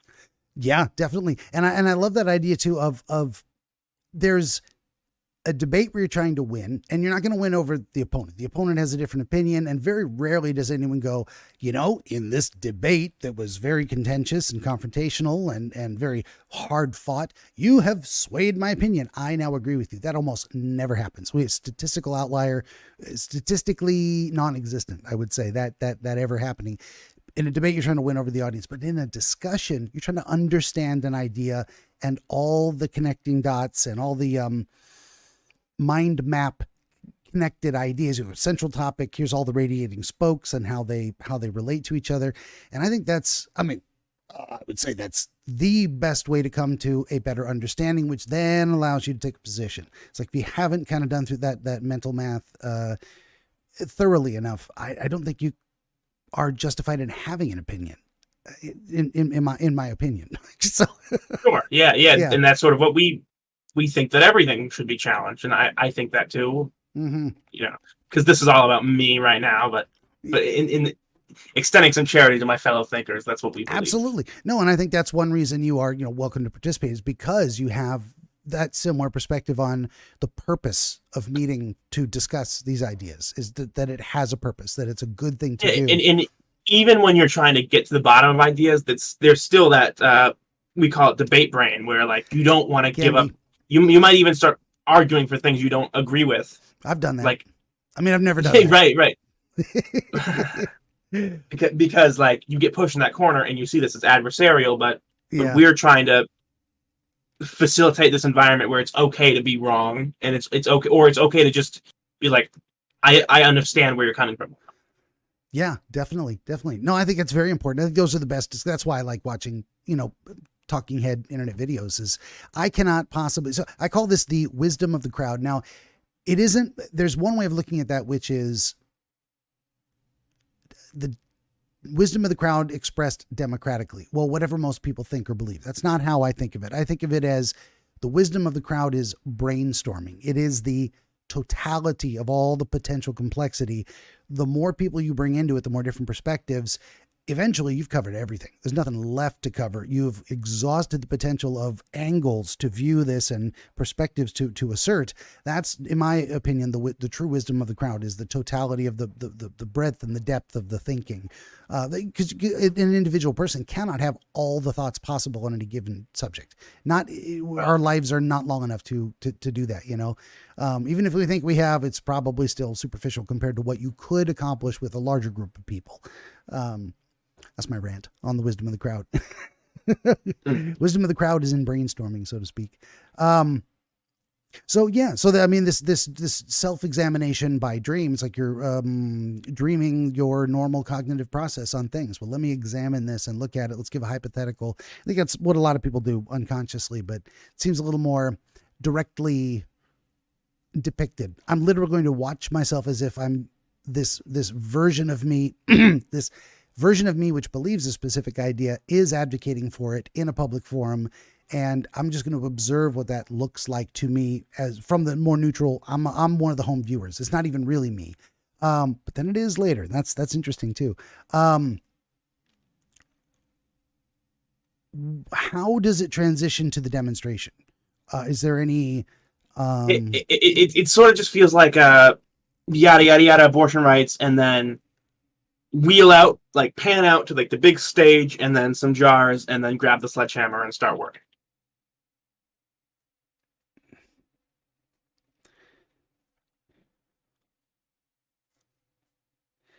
And what I want to do is try and get a visual representation of, so the person is sitting there, maybe being a little schmarmy, like, let me faux casual. Let me tell you all of this stuff. And casual, kind of composed casual representation. Exactly. Yeah, exactly. Was it kind of a, monologuing and I'm going to show you something, or how did the you on the couch kind of transition into that? Like, did they just come to the end of a statement, jump up and walk over? It feels more like a segment change, but like a segment change with a transition. Like on the couch feels like the we're talking how much we love abortion, and then like music, pan out, walk over. Here's what we're gonna show you. Okay, and the host in your experience of that scene seemed to be on board, or at least not challenging. It wasn't a contentious discussion. The person wasn't arguing. It was more like they were in agreement. It was an agreement. It was I'm bringing this person on so they can tell you the importance of this thing. So the way I'm conceptualizing that is it's definitely more of a friendly venue than a very friendly venue. Yeah. Almost like I was a celebrity on the panel. Yeah. This version of me. Nice. Like people were like, we love, this is the abortion guy. Like, we love this guy. He's going to talk about how much he loves it. Yep. By the way, Gatorade, you also owe me money. Okay, there we go. Free advertising. Diet Coke owes me money. Exactly. So, and that's interesting too, because it very well could have been, you imagine this idea being challenged by the interviewer, or having this be an unfriendly venue. That could have been another. I like to tease out in my brain, like, okay, what's the alternative? What's a different way of this being presented?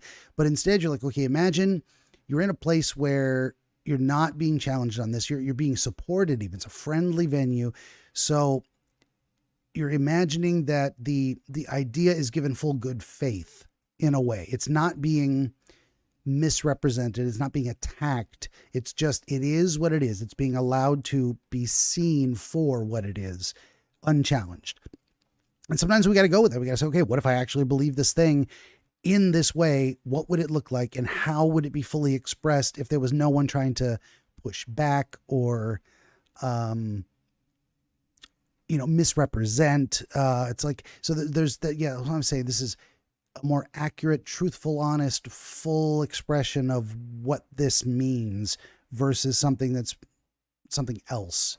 Anyway. This is the Bailey. This is the less defensible position, is what this is.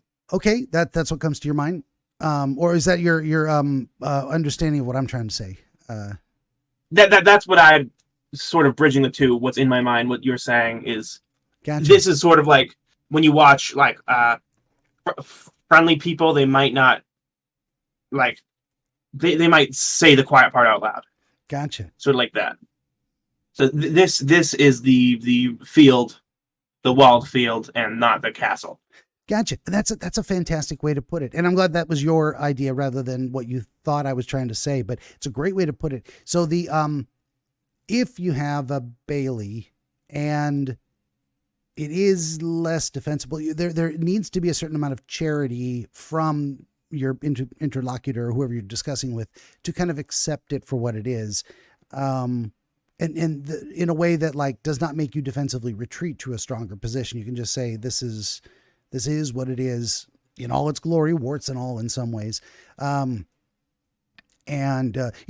Sometimes we illustrate the absurd by being absurd or take things to their logical conclusion, which may be pretty far down. So if we go with this principle, you realize that allows for X, Y, Z to happen. I think that's part of what's going on here. Like if we say abortion rights unrestricted to the extreme, literally no limits, it's going to smash all the jars. That's the absurdist or illogical conclusion of that principle. So just say, okay, what is this thing and how would it work in practice? This is what it would look like. And so I want to see and it may not be that relevant, but I want to see in my brain the layout of the jars. Like, are they a specific type of jar? Is it on a long table? Are they each on their own pedestal? Kind of, how do you? Yeah, it's a long table, and it's like almost wheeled out. And they're I don't know what type of jars they are. Like I can't seem to remember if I thought they were like plain mason jars or if they were like futuristic artificial, like somewhere in the middle. Like they looked like plain mason jars, but somehow I like knew looking at them that they were more like artificial wombs. So there's actually something gestating inside of these. So like this isn't like a science shelf. This is like something that is viable, let's say. Gotcha.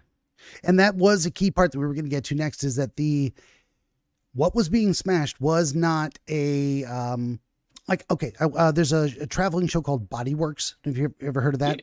Yeah, I haven't. Oh, fair enough. So what it is they've recently, I don't know how many years ago, developed a method of plasticizing bodies, like embalming them with plastic in a way that you could say carve away all the flesh and leave just the muscles and the bones and the skull and maybe, faux eyeballs in there or real eyeballs. I don't even know. But so you could see actual bodies and not a drawing of it and not a live, carving up a cadaver type of thing, but it is a cadaver. That's a real person. There was, as a part of this traveling exhibit, a circular room that you could walk into, and it had one kind of entrance, and then so like an elongated, very very spheroid circular horseshoe in a way. You walk in through the door, and then on the left is the earliest blastocyst or whatever they call it, like the cell that is barely merged, and you can't even see it. It's like floating in a thing, and they're like in jars and these lit up things, and it's every stage of fetal development. It's the first thing I thought of when you told me that. I'm like, I've seen that. I know exactly what that looks like. Actually, I've seen it in real life, and they are. Yeah, and I'm thinking that, but in that they're like dead. They're like dead. They're not attached to anything. They're just in like the green liquid floating around or whatever. Like they're pickled. But this is like they resemble mason jars, but they're keeping the things alive somehow. So these are mason jar shaped artificial wombs, basically. Yeah, and what was I trying to say? Clear liquid, so everything's easily seen. Lit up, illuminated, but I think it was clearly. Okay, yeah, it may not be, but just for my own being able to see it. And definitely, okay. The long story short of my telling you that story was the fetuses in the jars were gray, as you described. They were, obviously not alive, not being kept alive. That was not the point. They were I don't even know how they preserved them, if they were plasticized as well. But it's a very different experience. And I think it's very critical that these are all alive. And he's going to show you what it means to fully express that opinion in a physical fact, that what it means for an abortion to take place, that at each stage of development, these living things are going to be destroyed. And when there was a certain point, let me just refer, so in the very beginning, like when he grabbed the sledgehammer and walked over there, were you having any response or reaction as the viewer?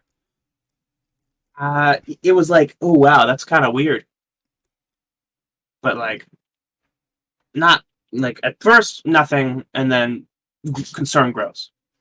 Gotcha. And that was my specific question. It expressed probably poorly, but right at the very beginning, it was a sense of, oh, this is weird, but not distress or revulsion or anything. It was more of a neutral, dispassionate observation.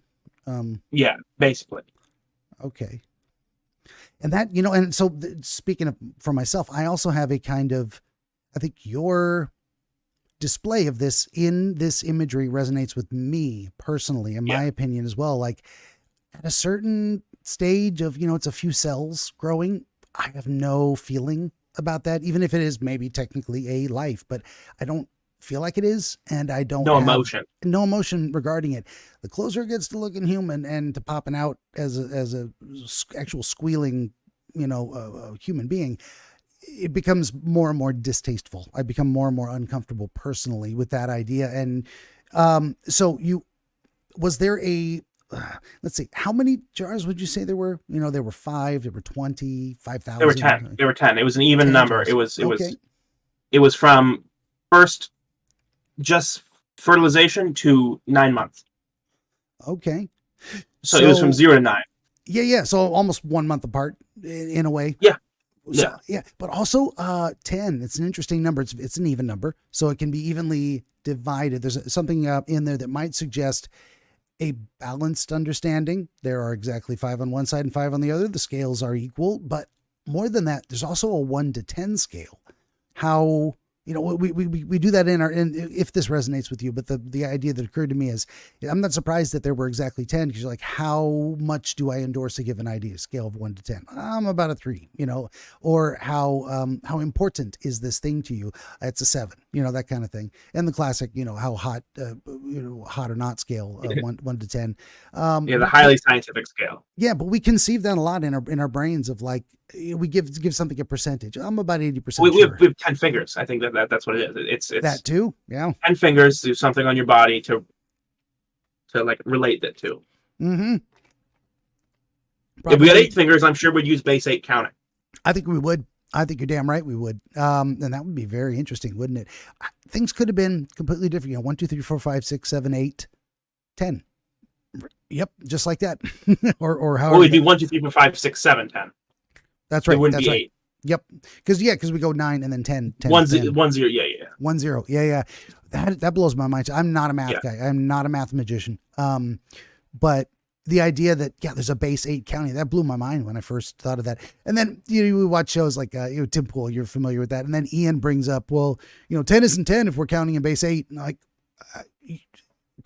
kudos. Sure, but that's not what we're talking about. You are technically correct, sir. Off topic. I think base 12 is probably the best. I think base 12 system. I know, because it's you're thinking about what it's like. We have 365 days, so that's almost 360. Yeah, and then we have 360 degrees in a circle, so that's all divisible by 12. But 60 minutes in an hour, 60 seconds in a minute, 24 hours in a day. But then also it's divisible by 2, it's divisible by 3, it's divisible by 4, it's divisible by 5 and 6. Yeah. Not quite 7. So that I think that's... Yeah. Well, 12 months. That's like so convenient. 1 through 6, all divisible. I think we used to almost be in a base 12. Not quite. But the idea of 12 and, 12 inches in a foot. There was a time when that was a more important number than 10.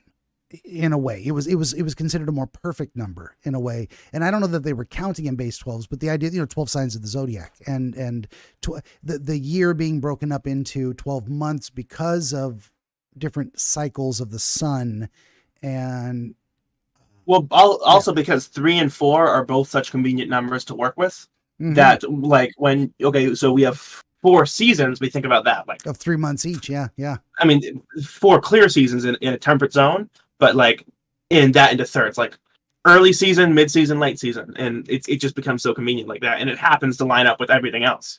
Yeah, almost like there is a God. Right? Exactly. There are some very. I don't believe in God, but sometimes I'm like, but maybe though.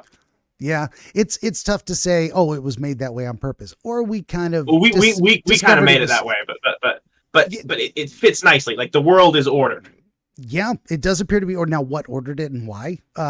Hey, it could be a coin, could have been a coin toss. Who knows? It took me a long time to get around to this, but I thought, it could have been that God said, "Let there be the Big Bang."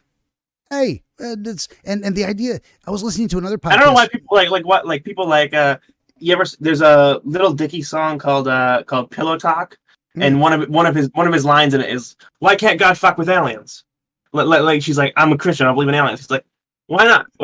You're the decider of what God can do. What are you talking about?" Well, of course, then our mission is to start the great space jihad and convert the universe to Christianity. Because, well, if God did make aliens and they probably have like alien Jesus too. They might. So, like, who says he wouldn't have gone to other planets and shown them the way for sure? Yeah, yeah. That reminds me of a great Heinlein book, the Stranger in a Strange Land. That was a great one. I love that. That needs a Game of Thrones treatment. That's a great book. Lots of nudity. Have you ever read? Yeah. HBO would love that. Yeah. Have you ever read Altomaros? No. What's book called? It's like a body horror. It's about humans millions and millions and billions of years into the future. Oh boy. How they evolve. And one of the things that happens is we discover a planet full of tripedal copper-boned species, but there was one species that's quadrupedal calcium-boned. And we're like, how the hell is there a quadrupedal calcium? Like, that's like an Earth species. Yeah, like yeah. 4 calcium bones, and they're like, this means there's a God. And they set out to looking for God again, and they don't like what they find. They find something that's cruel and God-like, but not like they're not into it. Yeah, that's very interesting too. Is that the way I conceive? Okay, we're way off on a tangent. But I love this stuff. The way I conceive of gods that's good for clips. Well, sure. No, and I should maybe write this down too. It's like, get all metaphysical and spiritual here. The way I conceive of God or gods is as necessarily immaterial. It's the truth of a category in a sense. That's why I love the depiction of the Greek gods. Is it spells it out a little more clearly than the monotheistic Christian version of it, which I think is still speaking to the same thing. Just melds all those things into one and gives a different explanatory system. But the idea that there is such a thing as war. There is a physical phenomenon in the world called war. We fight other people and one side wins, and there's the glory and the suffering and all this difference of the reasons we go to war, and there's so to think of war as a god, it's true. It's a real category of thing that happens that seems to have its own cohesive spirit to it. So, and the goddess of love, we feel love. Why do we feel love? Well, we are in a feeling that belongs to a category. So there's, in that sense, all these things are real, very real to my mind, even though they're immaterial. But there's two gods of war, and there's Ares, who's always depicted as fiery and wearing helms and swords and spears, and there's Athena, who's also the goddess of wisdom. Yeah. So there's the god of, he's more like the god of violence. And then there's Athena, who's more like the god of strategy, which is also very interesting. And in some ways, the wisdom of a just war. Like, do we really need to be fighting? Think about it before you jump in with both feet. Yeah, aggressor and defender. Yep. Right. So Ares is the aggressor. Athena is the defender. Like she's the Ares is the siege master. Athena is the like whatever, But in my D&D world, I try to integrate both these. There's a monotheistic god who's basically like just the overarching order, and then there's spirits, and spirits can be godlike to humans. Like there's like the river spirit who might be regional, like the spirit that dominates this region. Sort of like tribes might have the river spirit, like how many gods in the Nile do you think there are? That's a giant river. Ran through all sorts of places. True. Yeah. And different different levels of gods too. It's like, and subservient categories of things, almost like, genus, species, phylum, that kind of thing.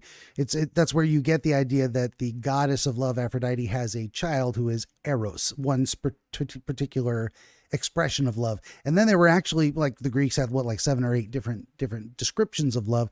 Familial love, brotherly love, the love for humanity in general.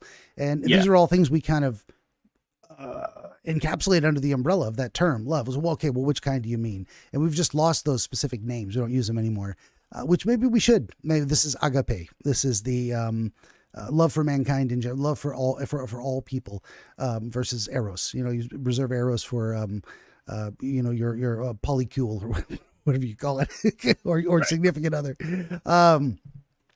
Okay. Long tangent. We should get back to giving you an answer. So we were discussing all of this from there are 10 jars. And as you're watching this, you go from no reaction to a growing sense of dread, or really it doesn't hit you until that 9-month jar, the 10th one. I would say that 1 through 3, so 0, 1, 2 months, I'm pretty nonchalant. And after that, I'm like starting to feel disgusted. So it's almost like 1 through 3 disgusted, 4 through 6, 1 through 3 nonchalant, 4 through 6 disgusted, and then after I feel disgusted, I run down, and then 7 through 9 happen while like switching scenes, basically. If that makes like swings, like I didn't actually like in my dream run to the studio. I don't know where a studio is, but but out the door and I'm there, and then they're on the 10th jar just as I get there, and that's the horrified. Okay. And then you said that's where it was after smashing that 10th jar that you became that person. And it was not before. Yeah. It was not before. Okay. It was as the jar smash. I see it smash, but then I'm holding it. So it was very sudden. Yeah.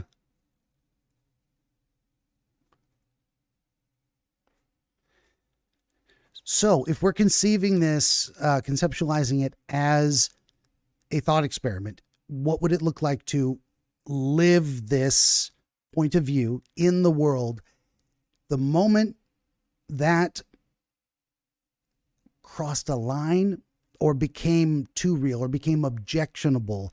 Then it became you holding the sledgehammer, because you're like, okay, I'm looking at this as an idea that I could adopt. I'm assessing this idea for validity and comfort level with how I view the world and what I think is good and true and right. And I think it's that moment where the switch flips. What am I trying to say? You realize, if I adopt this point of view, that's going to be me. I'm going to be that guy. If I embrace this point of view fully to its complete logical conclusion, smashing all 10 jars, if I accept this as my worldview, then I become that person. I embody that idea that I'm just examining. Does that make sense? That makes, that does make sense. Like I'm responsible for it now. Like that's the feeling I got at the end. Like this was me. Yeah. If I decide that this is acceptable, then I will live this. I will become this person that I have heretofore only theoretically held out as a possibility. Once you commit to the idea, then that's who you become. But we can choose not to. You can say, I don't like that at all.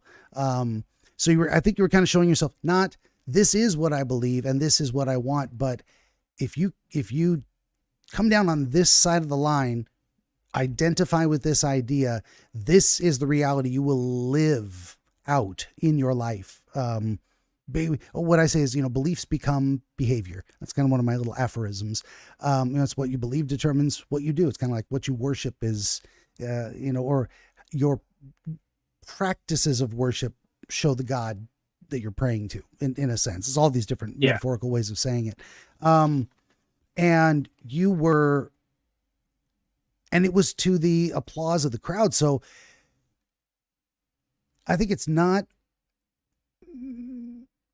particularly relevant that the crowd is silent. It may or may not be, but from what you said, you don't often hear sound in your dreams. So it's noted. Like I don't notice smells, but I'm never like, oh my God, I couldn't smell in that dream, because I just wouldn't have. But it's very, very often, if I remember, like the sound is silence.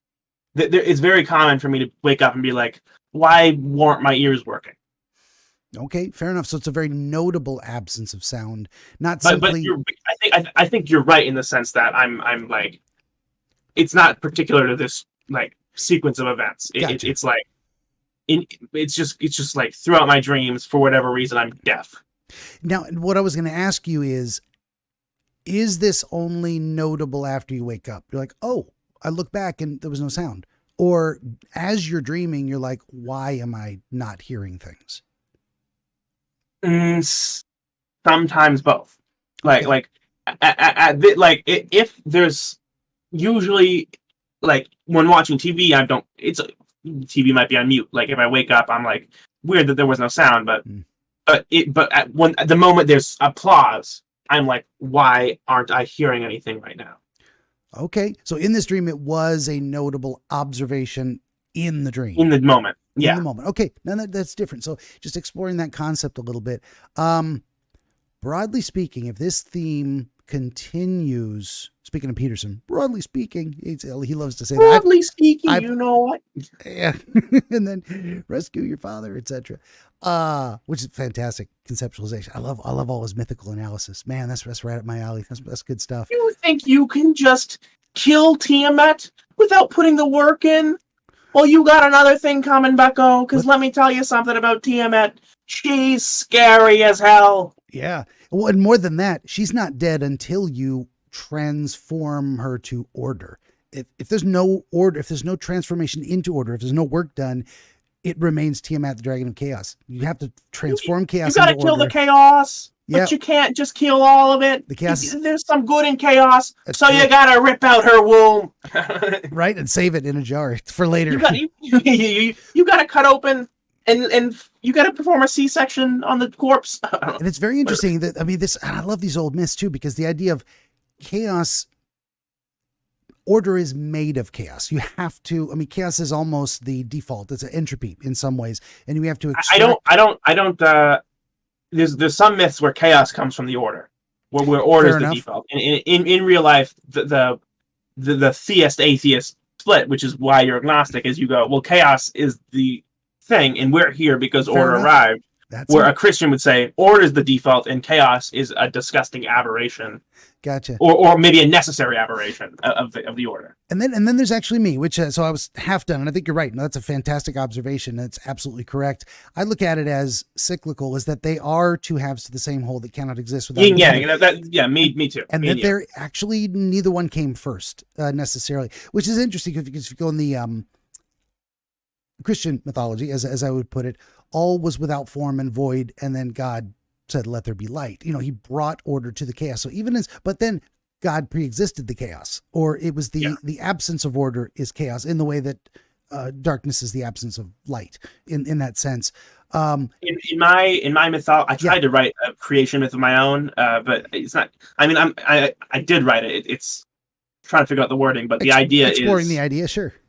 God's sister or wife, or maybe sister wife, at the same time, they exist. They're just eternal concepts, order and chaos. But in order for things to exist, there can't be chaos at the same level as order.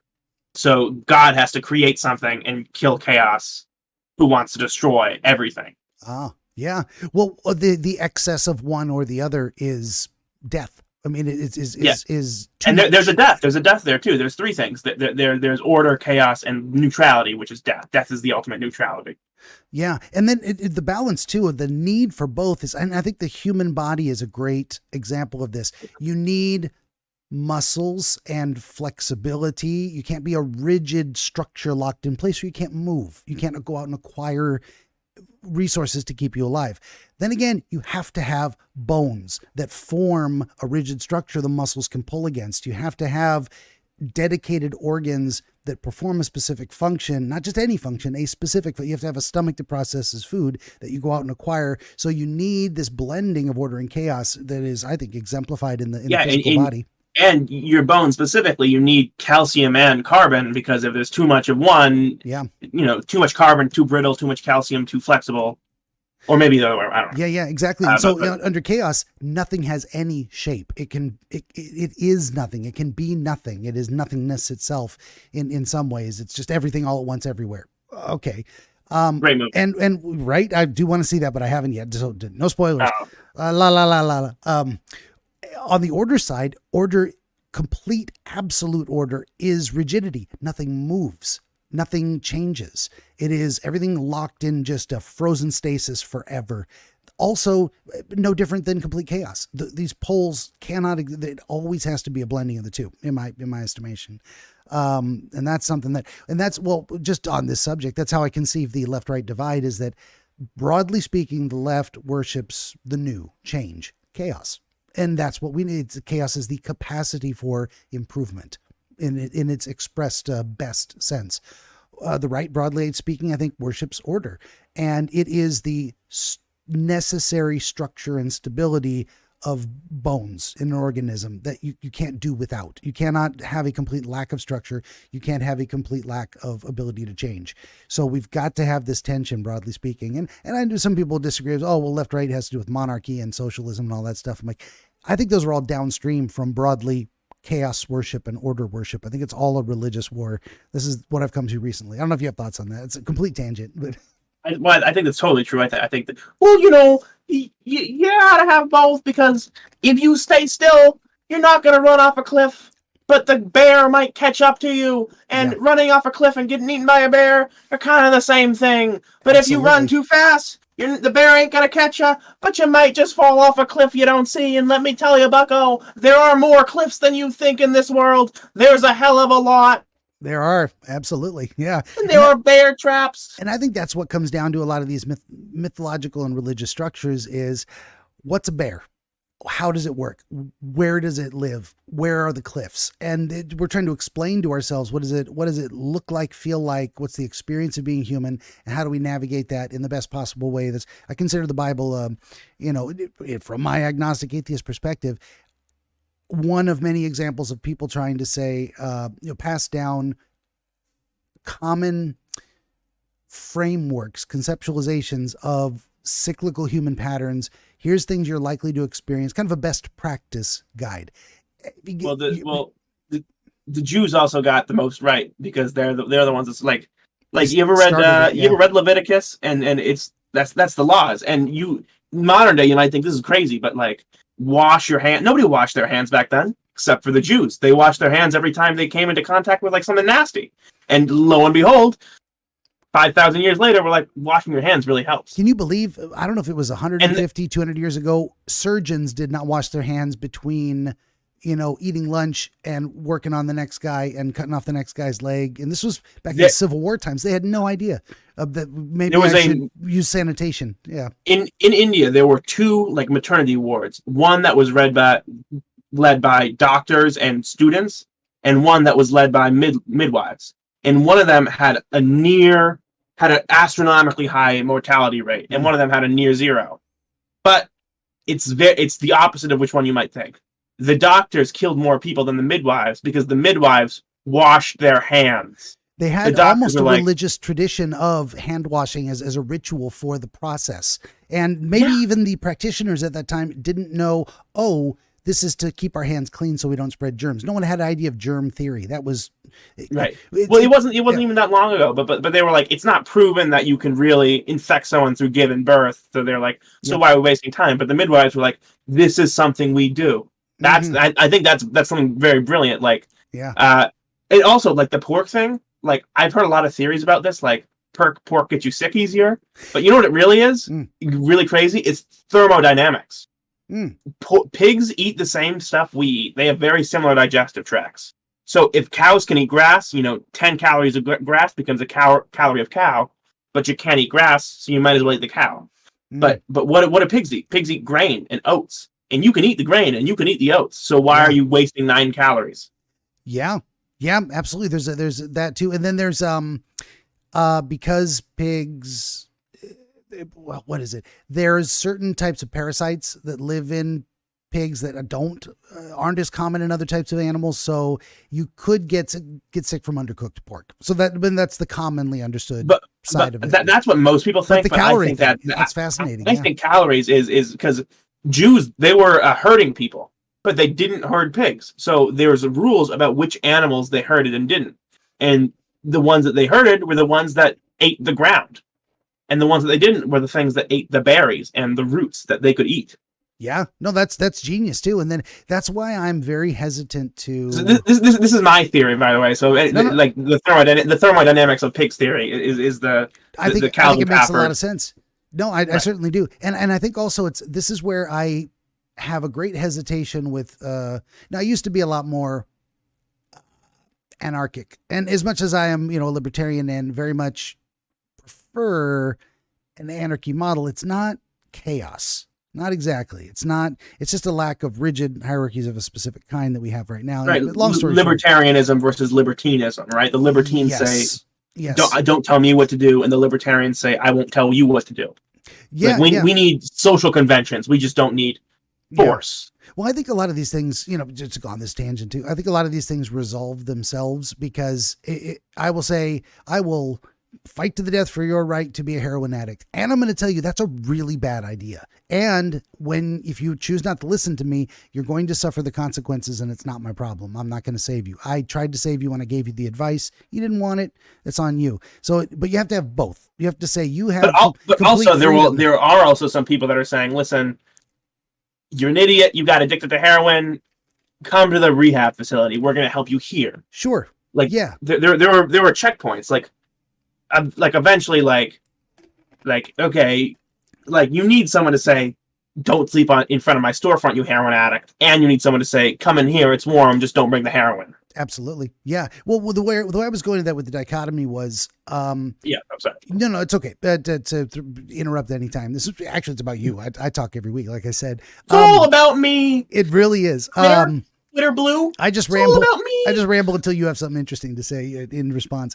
But the dichotomy is absolute freedom requires absolute responsibility for yourself. So self-freedom is self-responsibility. And the degree to which those are out of balance is where we start getting into problems. So there's, I think with the powers that be, the matrix, whatever people want to call it, if you caught that argument in Laser Addicts chat the other day, but I think the problem is there's a bit of a paradigm that says you can do whatever you want and everyone else is responsible for it. That can't work. But the flip side of it, and that's kind of I would say broadly, the left communist socialist model of things is like everyone has absolute complete freedom and everyone else has to be responsible to fix whatever goes wrong with all that absolute freedom. The reverse of that is I would say the fascist side of things, which is no one has any freedom because everyone is responsible for everyone else. And that's a different type of rigid structure. The libertarian side, say right libertarian, going quadrant style, would be more like, I care enough to tell you not to mess up your own life, but I'm also not going to fix it unless I feel like it and I have time, voluntary style. Maybe I will. Then the left libertarian is a little more feeling that social responsibility to care for others voluntarily, but it's all the libertarian side is voluntarily. It's like definitely not libertine. Like there are things that are bad for you. Now you can do that. I won't stop you. That's your absolute right to do all kinds of, you can eat too much candy. You can, shoot heroin. You can drive fast and, in safe ways away from densely populated areas. Not my problem. Also, it's not my problem. I don't have any right to stop you because I have no responsibility to fix it. That's kind of where I'm coming down to. Is like, not that I wouldn't care. I would volunteer. There is a little thing in a lot of what you're discussing is like the moral philosophy of libertarianism, which is like it's very care-based, very like not even like liberty, like care-based almost, because it's like nobody's forcing each other. Yeah. There's also just people that are politically libertarian and hate the government, but don't have like the libertines, and they have this like, why shouldn't I be able to shoot my gun in a densely populated city? Why should that be illegal? And it's like, okay, but the act you're taking is a forceful act. You're shooting your gun. That like reckless endangerment is forceful. I mean, it like you can I'm in favor of duels in the woods, like two people getting guns, shooting each other. Sure. Reasonable expectation of no harm. In a crowded inner city, that's like reasonable expectation of you're doing something is harmful. Yeah. And a lot of libertines are like, well, come on, man. Just because this action has very foreseeable side effects of causing harm to somebody else, why should it be illegal?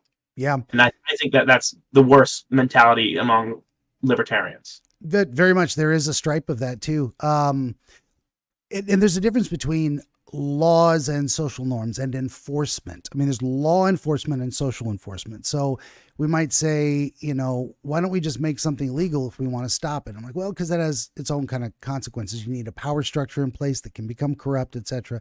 With the social enforcement, it's more like we all agree on certain things. If there's someone brought this argument to me, well, shouldn't someone be morally obligated to save a drowning child if they can at no harm to themselves? And I'm like, yeah, I think that's a pretty shitty thing to do, not to save the child. I would choose to save the child. I would also choose to maybe ostracize someone known as the guy that let the child drown. Why? He was watching for fun? I mean, God, what an asshole. Then again, I wouldn't use any kind of force to make it illegal to fail to save the child. Even if I think it's the wrong thing to do and bad, that there's that line between, okay, what's the right way to punish that kind of behavior? And I think, 99% of the people in a given town would go, we don't want that guy living here, because if my child's drowning, he's not going to save him. Get the fuck out. Ostracism. You can't buy here. You can't rent here. You're not welcome. Get out. And then that's like the ultimate is like, now hopefully he learns his lesson. He's like, man, I better save the child next time. Go ahead though. I was going to say, there's also a distinction between seeing it and walking away versus watching it. Watching it is almost like a degradation thing. It's like, okay, that's gross. It's that like you're yeah, it's nasty. Yeah. But I almost view it as a morally neutral to not save the child. But I do think we should have so much encouragement for people to do the right thing that not doing the right thing in a time where it's clear to do the right thing is easy. Yeah. Like, if it's easy to do the right thing and you don't do it, that's an issue. Yeah. And that's why I favor social stigma. I think it's a big if it's hard to do the right thing, thing, you should be publicly known as a pretty shitty person, and people should look at you with disgust if you do things like that. Absolutely. And that's a tremendously powerful enforcement. Saving a school bus from falling off a cliff is hard. So not doing it isn't bad, but saving a child from falling off a cliff is easy. Grab, pull it up, and if you don't do that, that's shitty. So doing the right thing when it's easy should be socially mandated. Yeah, and there's validity to the question too. It's like this great thought experiment. Should someone do that? And it's a tough thing too, because we get to shoulds and shouldn'ts, and there's that moral line of things. But I look at morality as very narrow, and so if I'm going to say something is absolute, there better be a damn good reason for it. So I think of the natural rights, non-aggression principle. That's the very narrow stripe of morality that I've been able to verify to the point where I can say, I believe this is absolutely true. Everything else, which might be 90, 98, 95% of the rest of the problems we have to solve, are a matter of aesthetics. Well, how do you feel about it? What do you want? What do you think? What do you read? Did you read The Righteous Mind? Not yet. It's kind of on the list, but yeah. Okay. Well, can I ask you a question? Sure. Is it immoral for a family's dog dies in the driveway of natural causes? Is it immoral for them to cook it up and eat it for dinner? In my estimation, no. No, it's not immoral? Nope. There's no moral valence to that personal feeling of disgust. Ooh, katana. Very nice. That, I don't know. That fell right over on me. Yeah. So that's where I get to. It's I would say I would choose not to do it personally. To my little peanut butter dies. We're not making peanut flambe, and I don't think I would be. I would kind of look at my neighbors like, well, I guess that's a thing, but man, I don't really like that. So personally, aesthetically, I'm feeling like I don't like that. But is it morally wrong in absolute sense that I could say I would take action to stop it physically? Like if I see someone literally about to kill a child with a knife, I would shoot them to stop them. I would deploy lethal force. Yeah. Absolutely, because that is a moral line. But the cook and the dog thing, I'm like, I can't say it would be warranted or permissible or morally acceptable to use force to stop that. So that's where I look at that. I have a very narrow definition of morality in that sense. So your idea is only if you wouldn't use force to stop something, it's by definition not immoral. Yeah, there's the only obligation which exists to take action is when it is a moral absolute situation. And I think most of what we argue about is aesthetics. It's like, well, I don't But like but that, you think that everything that's a moral absolute is reasonable to take action against? I think so. Yeah, I would say that's kind of the hard line. Yeah, go ahead. Okay, I've got one. Okay, so someone swears an undying oath to their wife to not cheat on them for the rest of their lives, and then they cheat on them. Do you think the wife is right for killing the husband? No, not death. Leaving, yes, and possibly having a community decision that he has to leave, that he was in the wrong, and she gets to stay in the house, and he needs to get the fuck out, and we don't want him here anymore. He's broken this promise. That's along the lines of fraud. But do you see that as morally absolutely wrong? Do you think adultery is absolutely wrong? I believe so. The NEP is force, fraud, and coercion. So force is one, so this is fraud in a way. You have given a false promise. So there is an absolute morality to it, and action can justifiably be taken in the sense that if he refuses to, if she doesn't want him there, she's not going to forgive him. She did nothing wrong. She doesn't have to leave the house.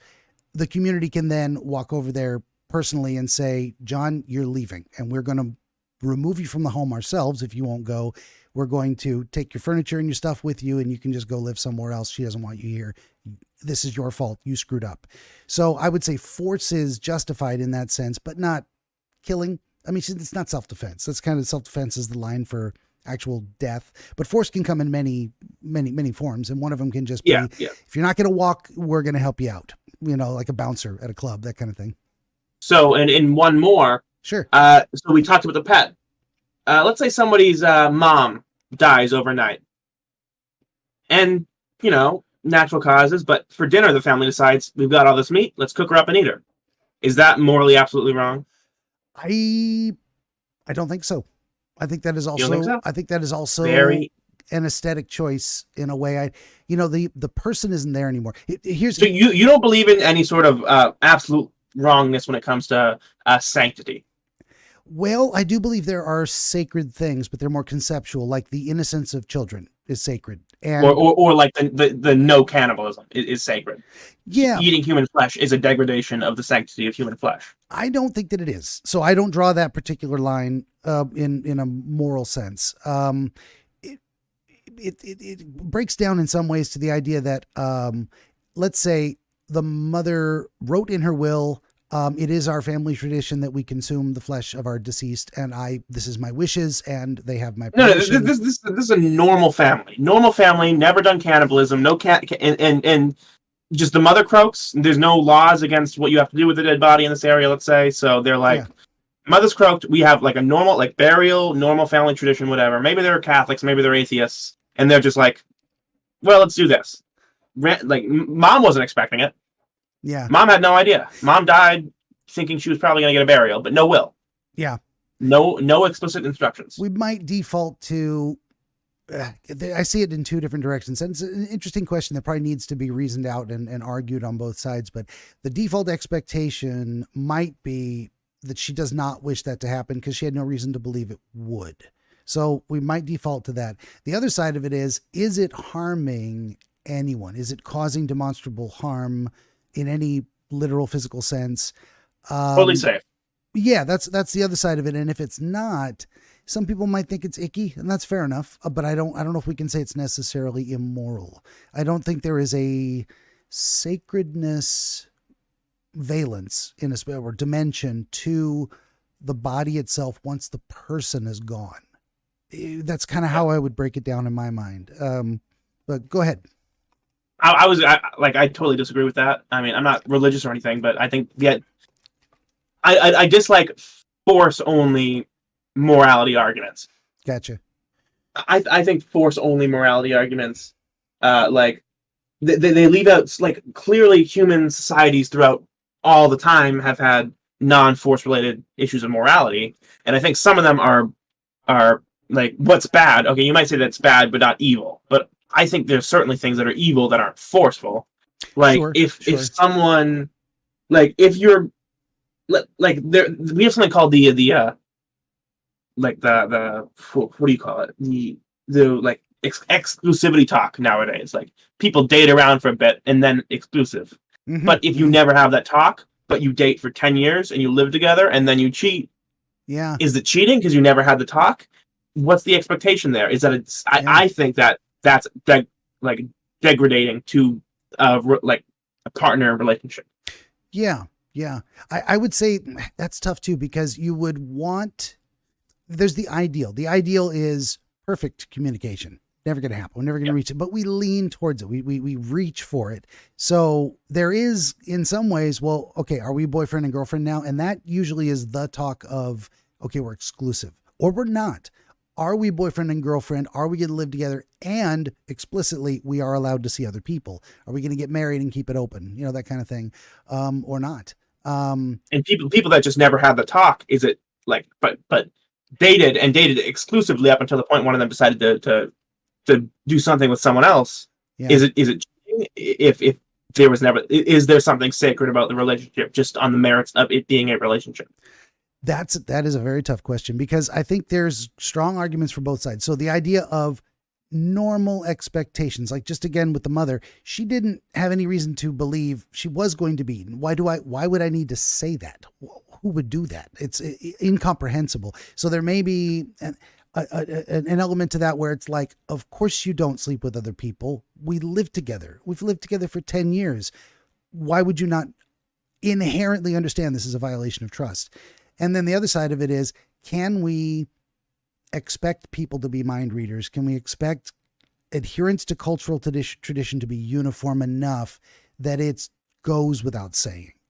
I don't know. I don't know that we can. It's almost unreasonable to expect people to read your mind. Well, this is what I expect, unless you say it. And the other side of it is, some things are kind of obvious. And if they're not to you, there's something wrong with you, because this is obvious to everybody else. Cultural tradition. Do you think in a culture where it's normal for men to sleep with married men who have children to sleep with prostitutes on the regular, do you think that's moral because it's expected in the society?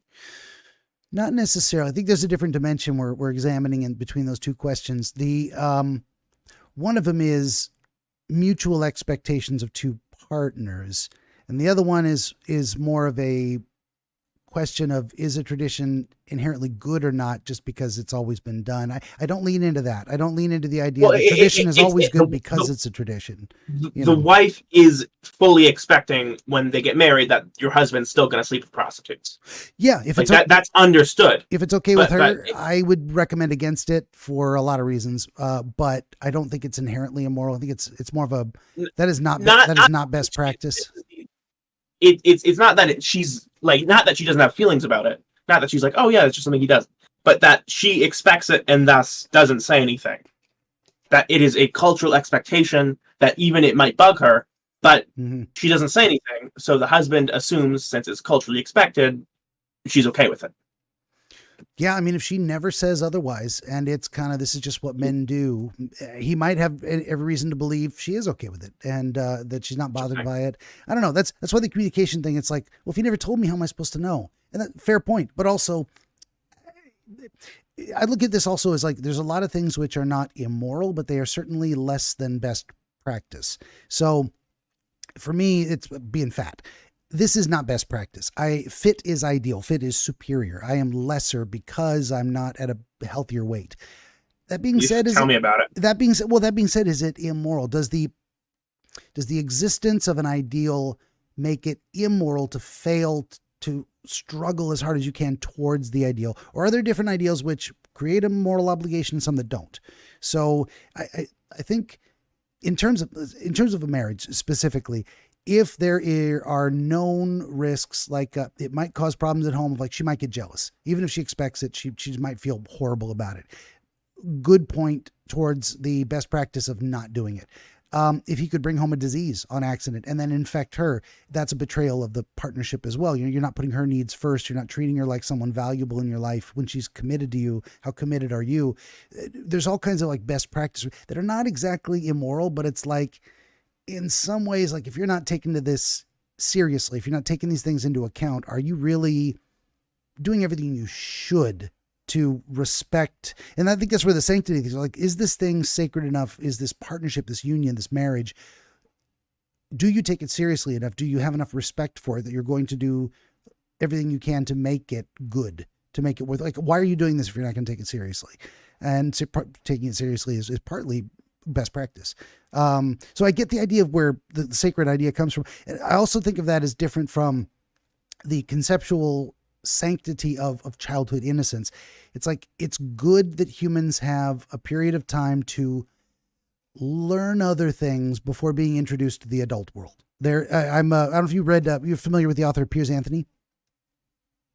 I don't think so. Fair enough. He's a old sci-fi fantasy author, like literally old. He's like in his 90s or 100, but now still writing books. He wrote a series of fantasy novels called the Xanth novels. They take place in a magical alternative Florida, basically, which is where he lives. Yeah. So in this book, he describes what is called the adult conspiracy. And it's like, anytime there's something a little too risque for kids, it gets censored by magic that maintains the adult conspiracy. And kids are, oh shucks, I want to know more now. I don't want to be held back. And they show a character who progresses through life, and he becomes an adult. He's like, I get it now. This is why we can't let kids in on these adult things too soon. It's not good for them. It doesn't help anybody. It doesn't help society. It doesn't help the kids, certainly. So in the book, is it gradual? Is it like gradually throughout your, like it's magic that lets kids learn about things at the perfect stage in their development? Or is it all at once? Well, is it like nothing and then suddenly something? I haven't read the books in a while, but it's not kind of like magic restricts it in a way magically, as in a spell is upon them. But it's like if it's a tongue-in-cheek, very satirical, parody-esque puns, silly series of books. And so it's more of a tongue-in-cheek type of thing of, oh, kids are always struggling to figure out the world, and they get frustrated by adults saying, not yet, you're too young for that. And so it's poking fun at that idea. But also that once those same kids get to an older age, they're able to look back and say, well, this made sense. I wasn't ready for that. And we look at that now psychologically, and we say kids can't handle. So this is why my hard libertarian stance is children and animals cannot consent, period. This is not discussed. Yes, I will go to the mat on that. I will use force. Never mind. I was going to say something about the animals thing. To enforce that moral line. That's, yeah. So I've always thought about animals. You know, dolphins rape people. Yeah, I've heard that. I've always asked people, do you think the person should be arrested if they don't fight back hard enough? You know, that's a tough one too. Because, you know, if the animal is doing nothing wrong, because it is in their animal nature, it doesn't mean we have to tolerate it, because animals animals want to eat us sometimes. That doesn't mean it's okay. It's okay for us to say, I'd rather not be eaten. I'd rather not be raped. If the animal initiates and the person just says whatever and doesn't fight back, I don't know that that's a moral wrong. That's almost like, let's say if we made that a human thing, let's say a human woman chose not to fight back against a human rapist. Did she do anything wrong? And it's almost like, can we say the victim has an obligation? But it makes it an interesting question where the animal doesn't know any better, but the human does. So is this a different situation? Is the human obligated to fight? Is the human obligated to fight to the degree that they might do the animal some harm, even though the animal doesn't know any better? I don't know. I don't know. I don't know either. Yeah, it's a good one. That's a good one. We draw like the thing, like 18 is the age of consent here. So an 18-year-old and a 90-year-old can have a relationship. It's true. But some states don't have Romeo and Juliet laws, which means it's technically illegal for an 18-year-old and a 17-year-old to have a relationship. Even though we 15-year-olds. Yeah. But we recognize that 18-year-old, 17-year-old is a much more appropriate age gap than 18-year-old, 90-year-old. It is. Like we recognize that, but the law is like we have to draw a line somewhere, and that line happens to be there. Yeah. Well, that's always bugged me too, the idea that it is arbitrary. And why not 17 years and 364 days? And I always felt like it bugged me because it seemed arbitrary. You know, why not 16? Why not 22? Romeo and Juliet laws are good like that, like in the sense that 18-year-old is like every 18-year-old were like this, but it's, you know, if an 18-year-old, even if they weren't at minors at the same time, meets a 17-year-old, 16-year-old, we recognize, okay, they're this is relatively like there's some gradients there.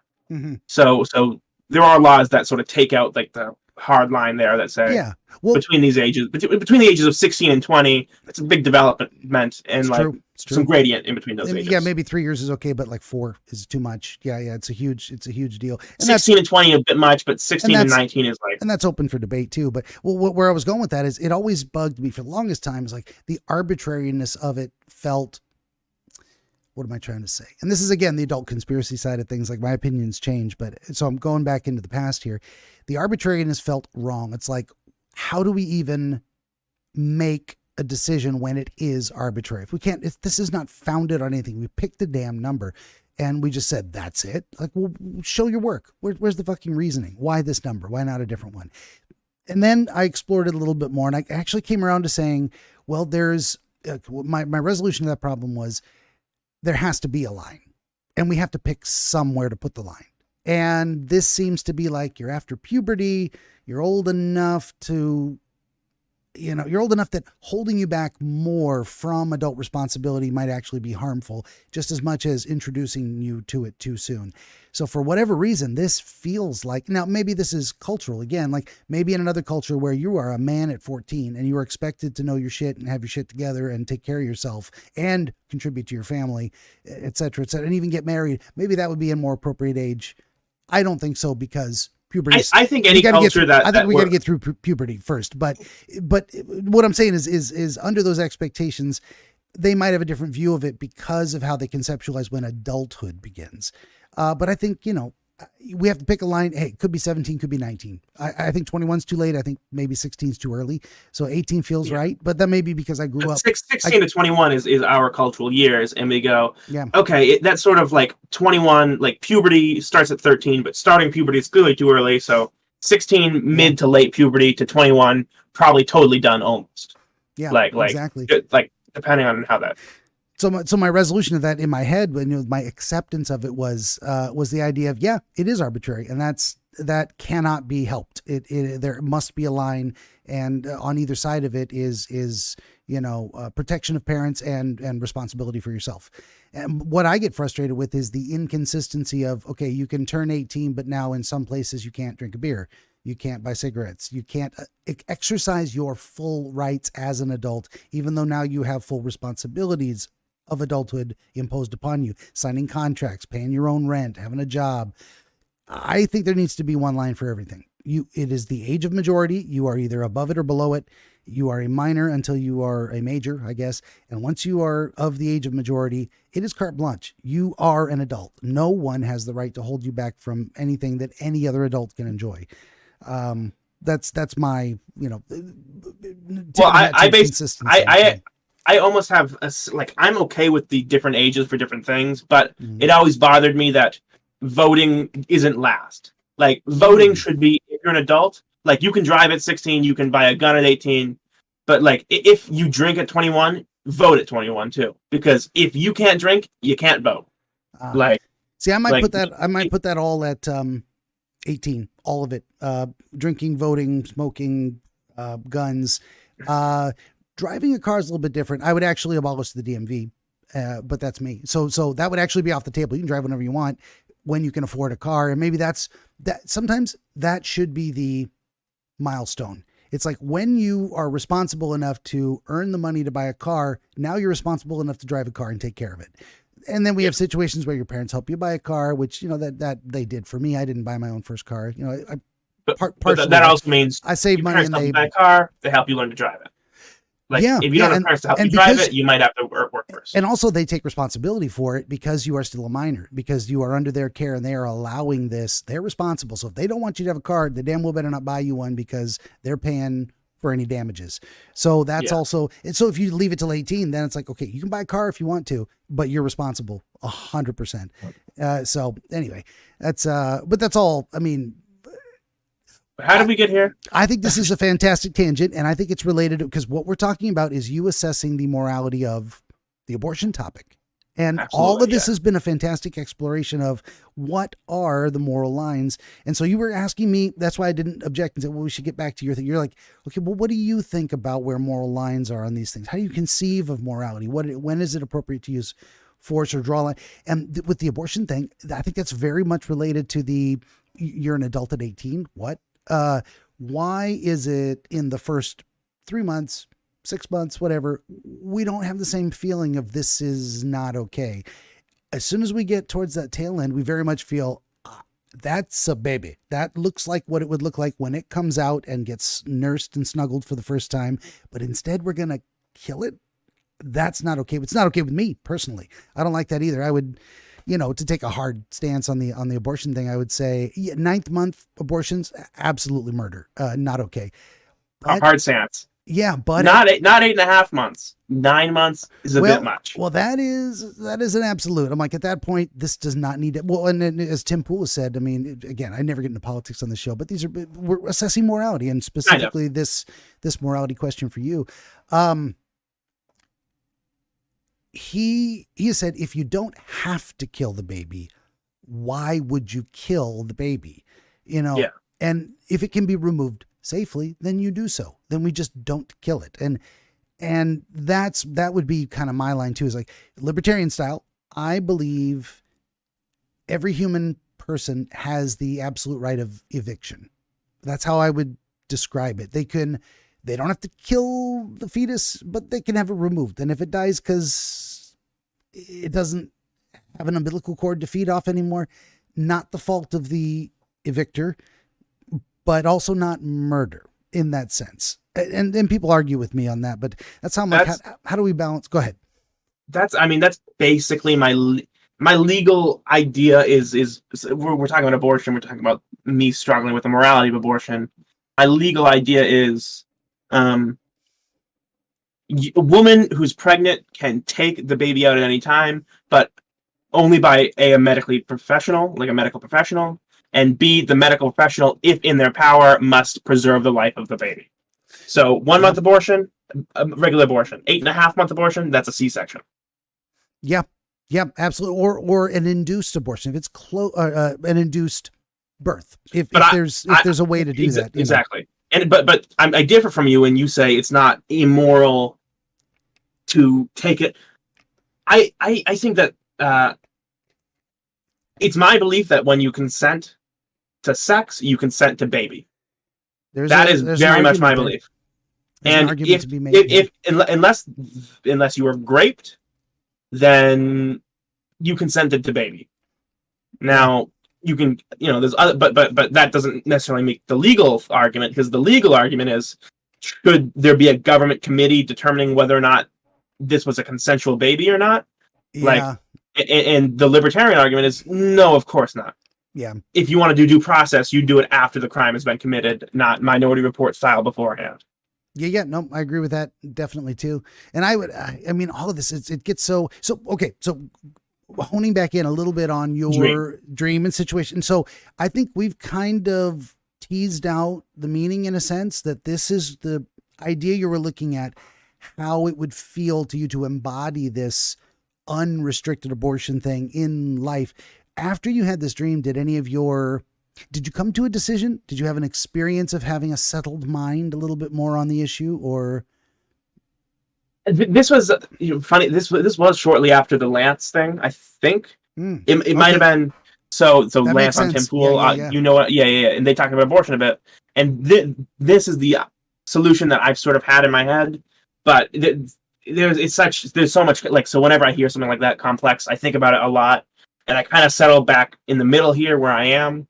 But it's the morality of it is different than the legality of it. And that's always difficult. Like, yeah, if I think this thing is evil, but I'm saying you can do it legally, it's rough. Yeah, that's where I look down. I have the same conundrum too, which is wrong is wrong. If it's wrong at one point, it's wrong at any point up to that, because it's all the same thing. So if a category is consistent, the response to the category must be consistent at all points of the category. Now you might say moving the line removes something from a category. I don't think that's the case here. I used to think, well, it's not really a human life. And then I said, you know what? It kind of is. And I have to struggle with that fact. I can't lie to myself conveniently to say, well, I just exclude that from the category for reasons. Like, can I really do that? I don't think I can. So that's why I'm like, okay, under what conditions would it be acceptable that this happened? How do we balance the right of the mother and the right of the child at the same? So if these are two human beings, and I came down to that dividing line of the right of eviction, which I don't even think I, came up with that. I heard the term, but it was kind of where I was going anyway in my head, where it's like, would it be right to say, have the government force you to house a homeless person because they have no place to live and might die if you don't? That is using force to make you responsible for someone else against your wishes. It's literally abortion actually might be illegal in the United States under the Third Amendment. Is that homeless person your 5-year-old child? No, there are differences. But if you look at it from the government can't force you to house someone, quarter soldiers in a time of war or whatever. That third, so what a great. I love that argument. The Third Amendment argument. Right? It might actually be illegal under the Third Amendment.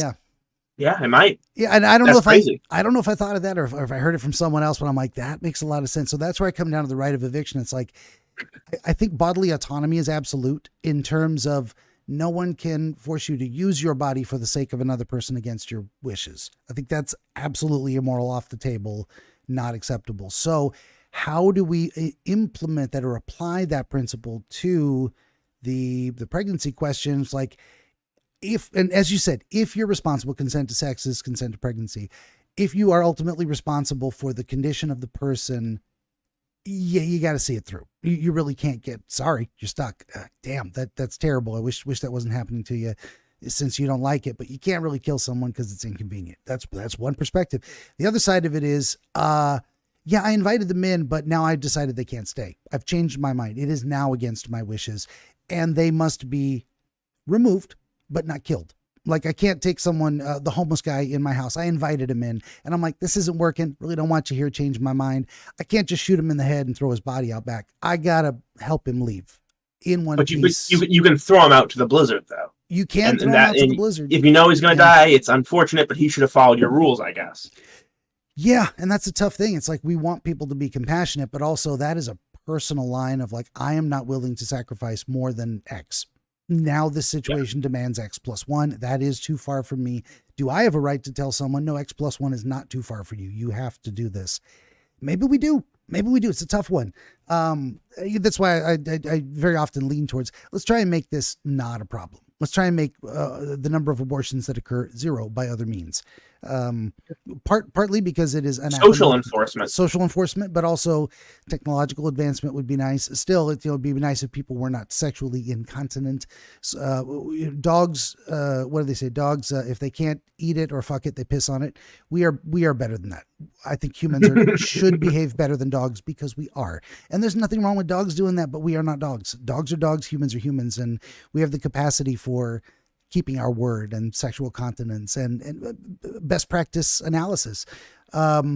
So, I mean, long story short on this, and we've gone long, and I don't mind. This is how episodes get up to 3.5, 4 hours. It just happens. Yeah. As long as you got the time, I'm fine with it. This has not been a waste of my time. But I think we've at least teased out the purpose of that dream of like really having a hard look at this issue and where your personal comfort level is and how horrified you were at the very end that you became this person. You saw yourself embody an idea as a thought experiment. And you're like, I'm actually not comfortable if that was actually me.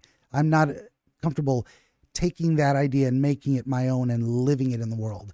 So that kind of helps you, whether it provided you the ultimate answer that's it, I've divine revelation or not, or it just got you to a point where you're like, I know I'm not going to embrace that perspective fully because that's not me. That's not me. That's somebody else that I choose not to become. If that makes sense, that's kind of the idea of this dream. Or yeah, I think that's absolutely right. I think a sort of metaphorical, half metaphorical, because half it was pretty literal, but interpretation of your stance on my stance on abortion legality being the dream, the purpose of the dream. Yeah, and sometimes we just show ourselves these thought experiments to say, let me look at the whole picture as a means to better understanding what I think about the situation itself. Sometimes we don't get an answer. We get a clearer understanding of the picture. And it might still leave us with questions, but I'd say that's almost necessarily the first step to understanding anything. Let me start with observation. What the hell is actually happening here? What is this thing I'm looking at? Now I can decide, well, what do I feel about it? What do I want to do with it? Excuse me. Yep. So, yeah. Now that's you mentioned initially way back when is like, this one was like, you have no idea what the hell it means. The dream I had last night. What was it, last night or this one? This one you had This one I thought was more interesting. Yeah, this one I thought there would be more substance because the other one was like sort of fluffy. Okay, gotcha. And some of those are very interesting as well. I mean, I've had people. I once filmed recorded at least an hour-long episode with a gal whose the entire dream was the sensation of falling through a void. Really? That when we talked about it, I've had that dream before. Yeah, and it might mean it might have very similar meanings between people. Free fall. Was it free fall or was she accelerating? It was not. I have to go back and watch the episode. I think it was a very gentle descent, and it wasn't in like a cosmic void where you could see a field of stars. Absolute blackness, no sensation of wind, nothing. There was nothing tactile. The only orienting phenomenon was the sensation itself of falling. She was just in a void and the feeling of falling, and it wasn't like a plummet. It wasn't a chaotic. Was it a scary dream, or was this just like falling? And she said she wasn't scared. I believe. I have to go back and listen to it. Yeah. I would have been horrified. To me, anything that happens in a dream is scary. So if I'm falling down, I'd be like, "What the hell is happening? How do I get out of here?" And you know, anyone out there, feel free to go back and double check. But I think what we got around to. Yeah, anyone out there, call into Benjamin. Email Benjamin if you have a falling into a void dream. He'll get you a nice. Well, I mean, go back and watch the episode because I'm probably not going to do it, and tell me if I'm wrong, mischaracterizing this. But I think we got around to the idea that because it wasn't terrifying or scary, there was an acceptance to it. It was a, in a sense, it was the free fall idea, of a willing and necessary a participatory surrender to circumstances. Like it's the letting go of a need to control something because things are going to work out just fine. I may be retconning this a bit in my mind and describing it differently, but that's my recollection of it. And that's very unique to that person. So if you brought me that dream and you said I was falling through a void, exact same circumstances, but I was terrified, there would probably also be something to do with feeling your life was out of control. There's broad strokes, but then we get into why and we go from there on your personal level. Anyway, long story short on that. Yeah. So, well, if you believe I've given you at least a fun conversation and a decent understanding Certainly. of the dream. Very nice. Yeah. I mean, pretty much where I don't think it was that crazy deep like some nonsense dreams are where you're like driving a car, but suddenly there's no pedals or whatever, and there's no wheel and you're out of control. Something like that. But it's certainly a very I don't know. It's weird to talk about dreams for a long because usually in the real world you're like I had a scary dream but nobody gives a shit. Yeah, no, true. And there's a whole history of going back 2,000 years. I think there was advice in the Greek and Roman times or whatever that said, don't bother other people with your dreams. They don't care. They don't want to hear about that. Now that may have been that guy's perspective on it, but is that Marcus Aurelius? I don't remember who said it or why. Meditation was like, yeah. Might be. And I mean, I have Meditations right there. That's a good book. No, it certainly is. And actually, if anyone out there, shout out to Akira the Don. He has a meditations meaning wave. So you can listen to kind of a lo-fi hip hop version of these things he's put together. He quotes Jordan Peterson, Alan Watts, dozens of, Joe Rogan, Jocko Willink. He's made a ton of these, famous for it now. It takes very deep, important philosophical themes, puts them in music. You can listen to it, enjoy, and it has looped and synchronized and edited versions of the people themselves giving commentary, saying the phrases in their own words. And, and so he makes a song out of it. Brilliant stuff. Akira the Don, Meaning Wave. Always shout that guy out on Twitter and whatnot. Okay. Well, I was going to say, if you think we reached a good point of understanding, then we'll just wrap it up. I think we did. I never know how to end these things. I'm legit autistic. I'm like, if we talk long enough, I have no idea. So, but by way of exiting the program here, I'll say once again, thank you to our guest, Cpaffy, YouTube creator, dungeon master, and self-declared once and future king of Southern New Hampshire.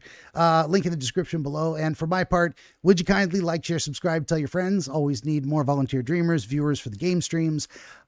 16 currently available works of historical dream literature, the most recent Dreams and Their Meanings by Horace G. Hutchinson. All this and more at benjaminthedreamwizard.com. Also benjaminthedreamwizard.locals.com. And there's nothing else to do but once again, Cpaffy, thank you for being here. What is Locals? Locals is it's the social media site attached to Rumble. So it's just a place where you can have your own page and you can post to it, and people can join and be members. And that's where I'd prefer to receive donations. They actually have a better ratio of, you get to keep more of the money donated than other websites. Yeah, I've never heard of that before. That's interesting. benjaminthedreamwizard.locals.com. There we go. So thanks for being here, and appreciate the talk, and everybody out there, thanks for listening.